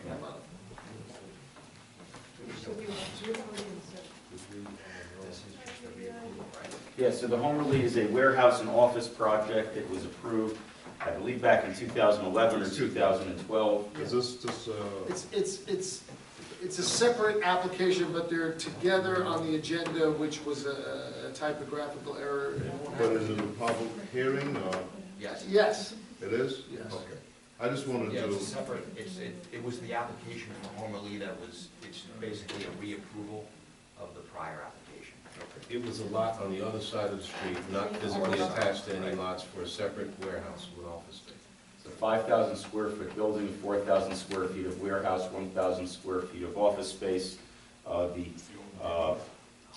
zoning board had reapproved the variances that were previously approved last week. No changes have been made since the application was originally approved, and all the approval expired. As you know, approvals require construction to begin with a certain amount of period of time. No extension was applied for at the time the approval expired, so we made application for a reapproval of the same exact building that was previously approved, and that's what's before you this evening. okay. So, you just want us to approve it? Is there any information that we need to know? Well, we had submitted maps and all of that, so I don't know whether those were distributed to you or not. What I'm describing to you is a warehouse use in the GB zone parcel. Of the 5,000 square feet to be constructed, 4,000 were being used for warehouse space, 1,000 square feet were being used for office space, 4 parking spaces were being provided. At the time of the original planning and zoning approvals, certain landscaping was proposed and required. That was shown again on the plan again. There's been no change whatsoever in the contours of the building or the lot or any way, shape, or form for what had been originally approved by all of the respective village boards. So we stand by the plan that had previously been approved. It would have been more prudent, obviously, on behalf of the applicant to have applied for extensions of his approvals when he didn't build. He did not do so, so therefore we needed to commence a new application and go through the process. But there have been no changes to anything that any of the village agencies have previously approved. The zoning board, in making its findings last week, reaffirmed its previous approvals for just that very reason, that it was a project that had previously been approved, and given that it hadn't been changed, it could not find a justification to deny an application. They viewed it as the law of the case administratively, and that barring some new and shocking information, the board did not find that there was anything else that was required, because no changes had been made since the time that the village agencies had approved the application. So that was the discussion we had last week with the zoning board. We needed to go back to them because the variance has expired, just like everything else expired, so they renewed the variances last week. We are here again for reapproval of the previous approval without any changes whatsoever.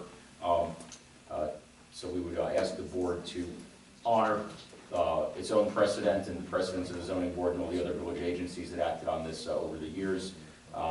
I'd be happy to try to answer any additional questions. I did not handle the initial application, as it were, but the variances that were required were granted. The landscaping was required. We have to comply with all the appropriate requirements of the fire code with respect to sprinkling of the commercial building, zero net runoff to ensure no drainage problems, etc. So all of those requirements that were attached to the original proposal remain as part of this proposal, and would remain conditions of the reapproval. Nothing to add other than I would ask Building Inspector Booker, just make sure that the prior approval and all the conditions therein are recited verbatim into any reapproval that this planning board may be inclined to grant. It is a public hearing, so you would invite the public to speak. I have no additional comments, but just for the board's edification, we did, obviously, as Mr. Carvin mentioned, they did submit materials, we did review those. And I know that I'm looking at my notes from January, we did adopt a negative declaration in January. All right, this being Thank you. a public hearing, is there anyone from the audience?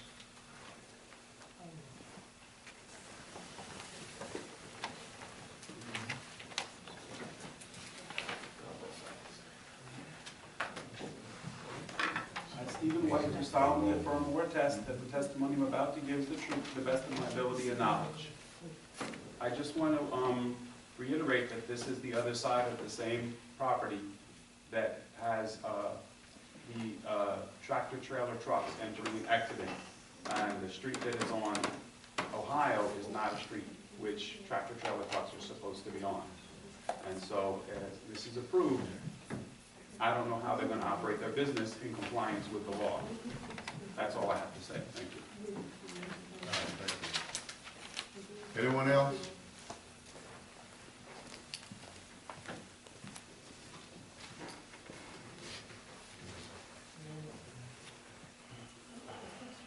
I, Charles F. Bradford, do solemnly affirm and attest that the testimony that I'm about to give is the truth to the best of my ability. Though the traffic laws would be in compliance, my concern would be that the police at this point is overburdened, and to put them on patrol also when we know that there's a potential there, I think it's shouldn't be considered. Just before, I just wanna say this because I know where everybody is looking at and what you're looking at with the trucks and the vehicles. And trust you me, I've been in transportation for over 32 years. So I've sat in on these meetings more so in Manhattan than down here with different things in there. So I know where you're going, but one of the things that I've noticed, and I take note to everything in this village as I'm driving, these operations are like early in the morning. These trucks, the trailer comes in, and this may be something that we need to specify the delivery time for deliveries. But I realize that they do come in early in the morning, and with me being out there just on a couple of occasions, I see where it was an interference with the school buses coming through there. As you know, with all of the schools being opened up around here, and there's one right in my block there, which I believe there's like 8 buses that comes out of there. So that could create a jam, and you're right when they try to make the turn, because the turn, if they're bringing a 53-footer in, they cannot just make that turn just right out like that. They have to stop traffic for that. So, but in reference to the business itself, those are usually between the off hours of between 7 and 8 o'clock. I do know that they get in and they get out early. In the afternoon, you don't see those trucks. Most truck drivers don't want to be running in the afternoon anyway.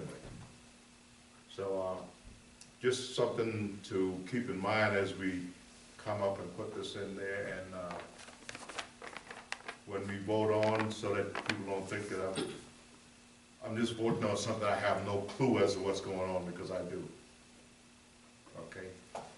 So are we ready to put this to a vote, or do we have anyone else to speak on this before we close the public hearing? No response? Okay, hearing no response, we're gonna close the public hearing, and Do you want to ask, I'm not suggesting you need to ask any questions of the building inspector or village planner before you close the public hearing? Yes, that's fine. Because they would not be permitted to speak either. You can only hear from legal counsel technically after the public hearing is closed. okay. So, Mr. Did you have any final words on this? I think you already summed up the situation. I have no additional comments. Okay, I now declare this public hearing. Motion to close the public hearing by the chairman, So, seconded. motion? Second. Motion, you made the motion. Second? So, there you go. Second. Shmuel? Call me the 3 in 1. All right. Shmuel Baum, seconded it. All in favor of closing the public hearing? It's unanimous. So now, I guess we on to the next No, I item. think you have to decide the application on, this is just home relief. It's just home relief. This is just home relief. So are you inclined to make a motion to approve, Oh. to reject, to deny, rather? Yeah, it's too homely, I mean, This it's, is just to make it clear which home relief is on the, this is Ohio, is right? on It's the the, Muncie Lumber Home Relief. Home Relief. The warehouse is Home Relief. And you just want us to reaffirm what you had Correct, before? right. Previously approved without changes. Building Inspector Booker will ensure that all the prior conditions of the prior approval will be incorporated into any reapproval that you're inclined to grant. Okay. So will you set that motion on the floor, Mr. Well, if you're inclined to grant a motion, I just did. The motion would be to approve the application, which is requesting a reapproval of a prior approval, blank date, fill in, Madam Clerk, Ms. Bello, Yes. with all of the conditions set forth in the prior approval. That would be your motion. All right. As, Can I get a- so a motion as recited by council. Yeah. Can I get a motion that has recited? As recited by council. Recited by the council, okay? Motion. Motion by Mr. Wachman? Wachman, Second. second by Mr. Baum. Opposed? Hearing none, motion carries. Okay. That's an autopilot, I love it. Huh? I think he heard you. All right, next, item number 12 appears to be a repeat. Just correct me if I'm wrong, Lori. Right. Item number 12 on the agenda looks to be a copy of item number 1. They had me move it to number 1, and I didn't take off number 12. All today, in a rush. Did we address 22 Prospect Street Yes, already? we already addressed Okay, it. so that's a repeat. Move to the first item on the agenda, such as the, Okay, then number 13, 22 South Main Street, proposed addition to a building of 7 single-bedroom units to an existing .22 acre lot containing a mixed-use building of residences and businesses uses. The units to be in a separate building. Location is the east side of Franklin Street, 150 feet north of Van Orden Avenue. And this is just to schedule a public hearing according to the agenda, but is that correct, Mr. Carver? It's actually a request that the board declare itself lead agency on the application. There is an existing mixed-use building at 22 South Main Street, which includes a number of ground-level office space as well as a number of apartments. There's a parking lot behind the building, and our proposal is to construct an additional building with additional one-bedroom residential units. I just conferred with Mr. Kaufman, who indicated that he had not yet received a copy of the plans in order to prepare a review memo. So all we would ask the board at this time is, given that it is going to be moving forward in some fashion, or the board declare itself lead agency. Notice of intent? And in the notice of intent to be lead agency, we will make sure Mr. Calder gets a set of plans, and between now and the next meeting, hopefully we'll have a chance to prepare a memo, and the board can determine how to proceed. That is proper certainly to- legally proper procedurally, and I would suggest the same, that you adopt a notice of intention to be lead agency under the State Environmental Quality Review Act. You can do that as recited by council. Anyone can adopt that motion. It's an unlisted action, Mike? Motion. No, you haven't looked at it yet, so I haven't looked. it doesn't really matter. It's going to be either unlisted or title. Motion was made by me, second by Mr. Walkman. All in favor of issuing the notice of intention to declare yourselves lead agency under SEQA? Aye. It's unanimous, Lori. Ms. Mello, you have it? yeah, I have it. Not 90 West. He has it. 90 West. I worked with her for over a year in New Hampstead. You She have has to. it. All right, so is that it, Mr. Carter? Hold on. Yes, 14. that's the, Ladies, that's wait, why you're just confused. a moment, just one moment. Yeah. So can we adopt the part two? All right, we have, Mr. Chairman, earlier we discussed 90 Union Road, and I had asked the board to adopt a part two that had been prepared by Mr. Calker, and upon a review over here of the file, the determination was made that no, we couldn't adopt a part two because the board had not yet declared its intent to be lead agency. However, the reason for that is because the draft minutes incorrectly referred to the project as 90 West Street rather than 90 Union Road.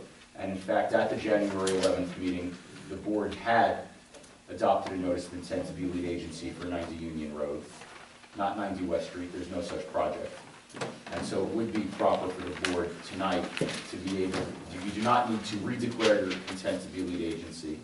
We would ask that you adopt the part two for 90 Union Road, which is the correct name of the project. It's incorrect in the draft minutes. Okay, so you would like them to, This is, we're going back to number 8. going back to number 8, regular number 8, not 8A, that's 90 Union Road.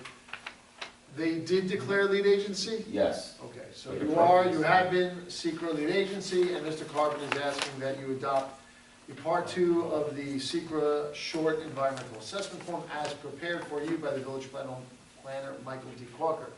Do you have that in your packets? I don't know if we have it, or maybe I can read it. I Mr. have Quaker it. can summarize it for us. So, This is also recorded. Number 8.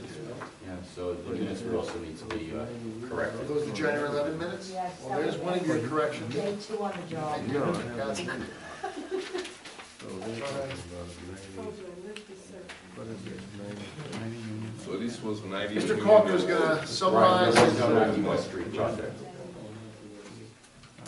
But he's saying it's not in the minutes, but.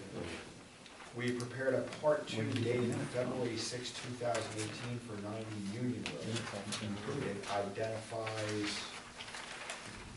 Moderate to large impacts for, number one, will the proposed action create a material conflict with an adopted land use plan or zoning regulations? Number two, will the proposed action result in a change in the use or intensity of use of land? Number three, will the proposed action impair the character or quality of the existing community? And number nine, will the proposed action result in an adverse change to natural resources, e.g. wetlands, water bodies, groundwater, air quality, flora, and fauna? And we will prepare part three in response if the part two is adopted. Again, you're just adopting the recommendations, opinions, findings of the village planner Culture, who again is your consultant. We did adopt the part two. Not the others. We thought that this was the first meeting. So it's a procedural ministerial step that you need to take. January 11th. Yes. So motion he's to- got his, so all we, We're getting a list of questions to answer, and we'll submit our answers. so, motion to, Adopt the part two as prepared, submitted to the planning board by village planner Michael DeCarpenter, sorry. And also declare themselves lead agency. Mr. Carvin said that they've done that already. They declared their intent to be lead agency in January. Okay, so lead agency, so, and as part of that same motion, you declare yourselves lead agency under secret. okay. As cited by council's fine. I think Lori has it. You have it, Lori? Why? The motion is Motion to adopt, to declare the planning board lead agency under secret, okay, and also to adopt part two of the secret short form environmental assessment form as provided by. as drafted and submitted by the village planner Michael P. Corker, dated, Michael? February 6, 2018. Okay, That's the motion. okay. Okay, second? Second by Mr. Cohen. I'll get it before the night is out. All in favor? Aye. Opposed? Hearing none, motion carries. All right, thank you, we're not back here till April 17th, so happy Passover, happy Easter, hope everybody has wonderful holidays. You as well. Hey, listen, Thank you. Yes, sir. just a little bit of. Is this a sidebar? Yeah, he's telling me to relax. He's telling me to relax. Earlier tonight, Licata says to me, "You're so relaxed tonight, Ryan. You're so calm." See, it wears off. It wears off. You feel better now, Jim? Well, you know why, right? You worked me all up. You told me I was too calm. When we stay here for 3 hours over If he here. was more relaxed, he would be here twice as long. Don't relax at all. Okay. Good night. Next item on this agenda is Did we discuss number 13? What happened to 13? number 13, number 14. We gotta go to 14 now. 14 is apparently to schedule a public hearing, subject to modification if applicable. Good night, Ryan. Culinary Jim. Good Depot, night, gentlemen. proposed three-story building with parking in the Somebody basement. else to do the agenda. I have no clue what I'm doing. It's all right, it's okay. We'll find out why Culinary Depot is here in a moment. It's a proposed three-story building with parking in the basement.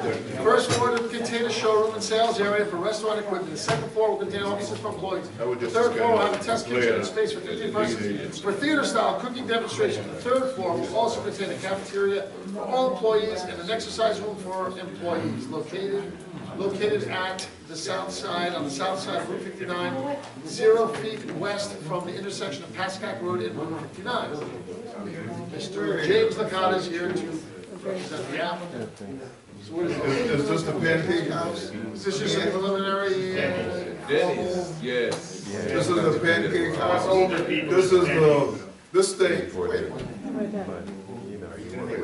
Let me, Okay. because I want to get out of here. You're tired, you say you're tired. But every week, this thing is coming up with a different, Well, this is the one that the village board likes, and it's a good use. No, I was, when I went out to my car, it wasn't snowing. Now? Okay. I'll talk fast. I'm gonna start from the beginning, so for the new board members. This is a site that used to house the Denny's restaurant. It's right by the red light where you go to make a left turn to go into Costco, into the Spring Valley Marketplace. And right now, there is an existing foundation on the site. I represented the original applicant, which was a Harley Davidson dealership, and they were gonna build a Harley Davidson motorcycle, sales and service there. He didn't know about They put a foundation in, and they found a better spot. I think they opened up in Stony Point. The original applicant was a hotel, not a Harley So, Davidson disaster. the property lay vacant. Hotel. Another applicant of mine, They shot down the nursing home. made an application to put a hotel in, No babies born. and that was approved. And for some reason, he couldn't get the right hotel chain to pick it up. It was for 102 hotel rooms. Allow nursing homes all over the place. So it was a very intensive use, a lot of traffic, and a lot, a lot of cars. And it was 5 stores, okay? What we've done now is we're gonna use the existing foundation. Our building is only 3 stories. The village is kind of excited about it a little bit because we're gonna employ 50 new people in this larger facility. We have a smaller facility in Nanuet, which we've outgrown. And what we intend to do is to use the exact same footprint that's there now, the exact same site plan that was there, the same parking and all that. Of course, we need a waiver for parking from the board, but we don't need as many spots, I think, because before it was 100, approved for 102 rooms, plus the employees, you know, you might need 120, you might have 120 people there a day if it was fully occupied. But of course, we're not gonna have that kind of, employees there. We're hoping that this will be limited to like 50 employees. So the problem is that we're under the gun here, because we're under a deadline, okay, to get this done. So what we're asking you to do is to set a public hearing for the 17th. We've already received a negative deck, which, for the other project, for a much larger and more intense use, it was 5 stories as opposed to 3, and it had a lot more square footage, of course. This is a less intensive use. But we're proposing that the negative deck would transfer on to this property. I wouldn't be opposed to that as long as Village Planner Mike, if it is a less intense use, albeit different use, what do you think? Yeah, I wanted to talk to you about that. I mean, originally, what I had done was I did review the environmental assessment form that was submitted by the applicant, and yes, it is a less intense use. There were some questions that I had for the applicant, and I actually put them in the form of a Part 2, although it necessarily doesn't have to be a Part 2. But I think if they can answer those questions affirmatively and show that, in truth, yes, the impacts are reduced, but I just want to see it in writing, then I think we can move forward reaffirming that negative declaration, if you agree. Yeah, well, I think we have to come back anyway. Why can't we issue a notice of intention to be secret lead agency right now, if we haven't already, and next month, we can... Well, we need to get this project done on April 17th, or it's not gonna happen. Well, why wouldn't it? So that, and I'm not putting pressure on you, but I'm just saying Is there that any impediment? it's gonna lay dormant again for another 5 years, and we don't want that. No, as far as the Part 3, I know that you'd like to, can you get a Part 2 between now, let's say over the next few weeks? We have a Part 2. Well, since this application is, I guess. For the culinary depot, we have a Part 2? Yeah, we did prepare a Part 2. Is it possible for the board, again, it's not even, it doesn't necessarily have to be a Part 2. There are just questions I had of the applicant with respect to really operational characteristics and those types of things, just to assure the board that it isn't going to result in any additional impacts above and beyond what was previously approved by the board. Okay, I mean, I can just say Jim, that. wait, guys, your point has been made, I and we're understand. trying to figure out a way to do this thoroughly, properly, and at the same time respect your needs, so. Okay, the owner is here, and All right, Rob. he's prepared to answer any of those questions. All right, you so have, here's what I'm so suggesting. that we don't have to put it in writing and wait, we'll codify what he's Yeah, going into the I minutes. think you'll be pleased, and I'll be comfortable legally. I just want to make sure the village planner's comfortable and everyone's comfortable. What was previously approved and went through the secret review process, of course, and received a negative declaration, was a more intense use. Village Planner Corker, yes? Yes, that's correct. Building Inspector Booker, do you agree that it was a more intense use? Yes. Do you also agree that the previously approved project, which received a neg deck, had potentially, if any, but potentially more significant adverse environmental impacts, even though a neg deck indicates there were none, but compared to what is being proposed now, would you say that the potential for significant adverse environmental impacts was greater with the previously approved project than is Meaning the posed, dealership, than is posed now? meaning the motorcycle dealership. No, the hotel. Whatever's, whatever Well, you mentioned one and then you mentioned the other. The So hotel. The hotel, because of the density and the traffic, yes. All right? If you're discussing the Harley Davidson dealership. No, we're talking about the hotel versus the culinary. No, I understand, but I was going a step further. So you, Either one of the previously approved applications, I would imagine has more of an environmental impact than what's being proposed now. okay. And you, Village Planner Corker, agreed? I do. Yeah, just to reiterate, the questions that I identified in the part two that I prepared really were just confirmation by the applicant that there really hadn't been any significant changes that would negatively impact, Adversely. adversely impact. Because negative can be very confusing in the secret context. So adversely impact, and did you get an answer? Why don't you ask them on the record now? Did you get an answer in writing? If not, we can get it verbally right now. Yeah, I mean, is it, I think you guys kind of already answered that, but let's, Mr. Licata state it for the record, and his client is here. right, understood.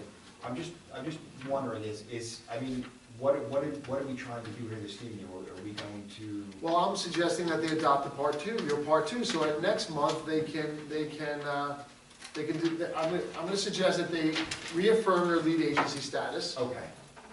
Adopt the part two and Now, then. we're not gonna issue a notice of intention because it's a less intense use, Right. less potential for adverse environmental impacts. Therefore, why do we need to reopen secret? That's my legal opinion. Okay, So they can reaffirm their lead agency status, Right, adopt the part two that you drafted and prepared and submitted to the planning board, correct. and at next month, they can, Mr. Licata will, before next month, I think what's the tradition and custom? He submits the part three to you. Okay, yeah, then that's fine, then I don't. And then at the next meeting, Understood. you'll have reviewed the part three submitted by the applicant And if all's well, we issue the next declaration. on April 17th. Okay, that's fine, so I don't think they really need to address these issues at this time. I think if they address them in writing, because I think Address they're more them in just part in three. terms of traffic, those types of things. If deliveries are any different than what they are. All right, Jim, you listening? Previously. Well, he has that, right? Yeah, he has that, so I think if you just address this in writing, that would satisfy him. Okay. So, here's the plan. Well, here's my suggested motion. Before we go, I have a question on this stuff. Because we are going through with seeker and lead agency, and this one little spot done been like here 10 times since I've been sitting on this board. Right. And what I want to know is, are we using the same criteria for everything from when it was the pancake house to now? Because the same foundation has been sitting there all this time? What criteria are you speaking about? Well, you That's know, not the the pancake impact. foundation. You know that, right? That's not the pancake, that's not Who's Denny's Denny's? foundation. No, hold on, that's not Denny's, It's not Dennis. No, that's not Denny's foundation, you know that. The foundation was built Right. before the Brand new. The Harley dealership, Davidson. and then they stopped, and that foundation has Yeah. been sitting there curing forever. Okay. It's well cured. Yeah, it's. All right. No, the zoning criteria is It's been different. so long, I haven't taken a second look at it, so The yeah, former use was a that's, hotel. that's why you see me giving in so easily, because I haven't taken a second look. I wasn't giving in. I'm not giving in. No, the former use was, the former. It's use less that intense was use? a hotel. Less. So that was a 5-story building. That was a hotel in It was a hotel with 5 stories with 103 rooms. didn't they also want to have a Other amenities. assisted living building there? That was So that was another, another. That was another, That was. that was another application. I just found out about it tonight, I heard that Oh, someone that's made an true. application. they work here, they, Yeah, And I think Yeah, it was a they hotel. were still pursuing that, yes, an assisted living Yeah. for a much taller facility, yes, much more. That would have been probably more intense than the hotel use. But what they're proposing, they're reducing the stories from 5 stories to 3 stories.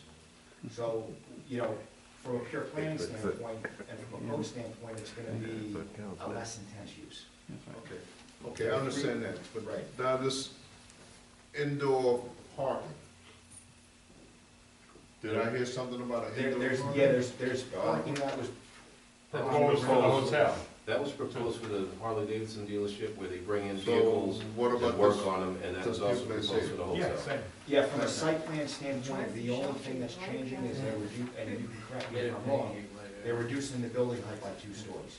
But that does also result, I don't know if we talked about that yet, but they are going to require 1 variance from the zoning board for an FAR because the bulk requirements for a hotel are different than they are for their proposed use. So for a hotel, the FAR requirement that was permitted was 1.0. For this proposed use, the FAR that's permitted is 0.5, and they're at 0.67. So I don't have any issue with the board making a referral to the zoning board. Obviously, there's 3 meetings before the next planning board meeting, and, you know. Thanks for reminding me. I should laugh, I'm really crying. Jeez, 3? Oh, man. So if they go to the zoning we board, they need get the to variance, theoretically be back here by April 17th, and the board can take care of it. reaffirm our status as lead agency. Yes. Referral to the zoning board Correct. and adapt Adopt part 2. part 2. Yes. We got those 3 things, right? All Lori. right, Mr. Attorney, you ready? Put the Yeah, motion up there. I'll repeat it again, Lori, so the motion as suggested by Acting Chairman Miles is that because the current proposal as opined by Building Inspector Booker and Village Planner Caulker is a less intense use and also poses less potential for adverse environmental impacts than the previously approved project, which was for a hotel. My legal opinion is that SECRA does not need to be opened from scratch, but you can reaffirm your lead agency status that you adopted as part of the hotel review, and you can adopt the part 2 of the SECRA short environmental assessment form that has been prepared for you and submitted to you by Village Planner Caulker, dated, what is the date on that, Michael? Your proposed part 2, the short form EAF. 1 second. Is that it right there? March 2, 2018. Ink's still wet on it. And that's it. We're leaving anything out of the motion? And we're also suggesting I that think we Mr. should do it one at a Licata... time. Let's do it one at a time. Okay, well, that's my Yes. motion. Okay, that's the motion, but let's do. Okay, well, that was it. I was just gonna... Okay. Okay, that's the motion. Any one of you can adopt it as recited by council. All right. The traffic is less than what. Motion, Mr. Baum. Mr. Baum adopts the motion as recited by council. Second. Second by Mr. Wackman. All in favor? Aye. Aye. Opposed? You guys don't think it's going a long time, everybody. I suggest Mr. Licata get the part 3, the proposed part 3 Yes, to we will. Village Planner Caulker as soon as possible. We'll get that. And this is a public, well, it's going to be, is it? Yes. Is it currently a public hearing? No. But it's gonna be a public hearing on April 17th. So Lori, you have to schedule this for a public hearing for April 17th, Lori? Okay. Mr. Zikini. We can't review the minutes of January 11th because We don't have it. you haven't reviewed them yet. Did you- Everyone's- Anybody look at the? Okay. We know that there's one, Just a reminder, wait, hold on, let me just finish Colorado Depot. I want to put this into the record, Lori. We have correspondence. Letter dated February 8, 2018, one page, signed by Gilbert J. Hine, Chairman of the Town of Clarkstown Planning Board. And the board should review this before the public hearing. It's going to be made part of the record. Review it so that you can consider it at the April 17th public hearing. Next is from the Rock County School District Number 1, dated March 6, 2018. It is 2 pages, signed by Joseph LaFiandra, Engineer 2, and also includes a 3-page attachment. Review it prior to the April 17th public hearing so that you can consider it at that public hearing. There is a memorandum from Village Planner Michael D. Clarker, dated March 2nd, 2018, and it is 4 pages, including the part 2, which you actually just adopted and considered this evening. So you've already considered this, but Talk about it just again. just be aware of it. That's it for correspondence. All right, that's it, I'm done. Talk about it on Thursday. and So- then we can- We have that, and that's in the record. And now, is there any old We'll business? want to chip in for that too.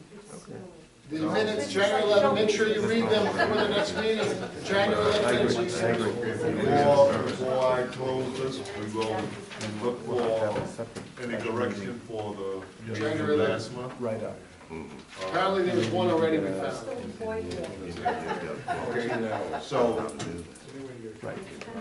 They're months. so with that, I now declare this meeting adjourned and closed. Everybody have a good weekend, get home before the snow. Kathy, I just want Don't drink no Hennessy before you go. I'm asking. before we go forward, I think that- All right, have a good one. Happy holidays. Sat down.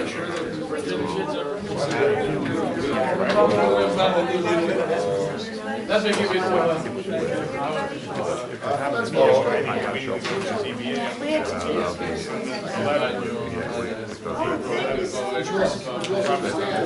This board has. I'm sorry, you should put me doing right over There's that. absolutely no jurisdiction to vary. I don't know what's gonna happen with the weather. It's to be area just clean right now. I would take- Now it's been.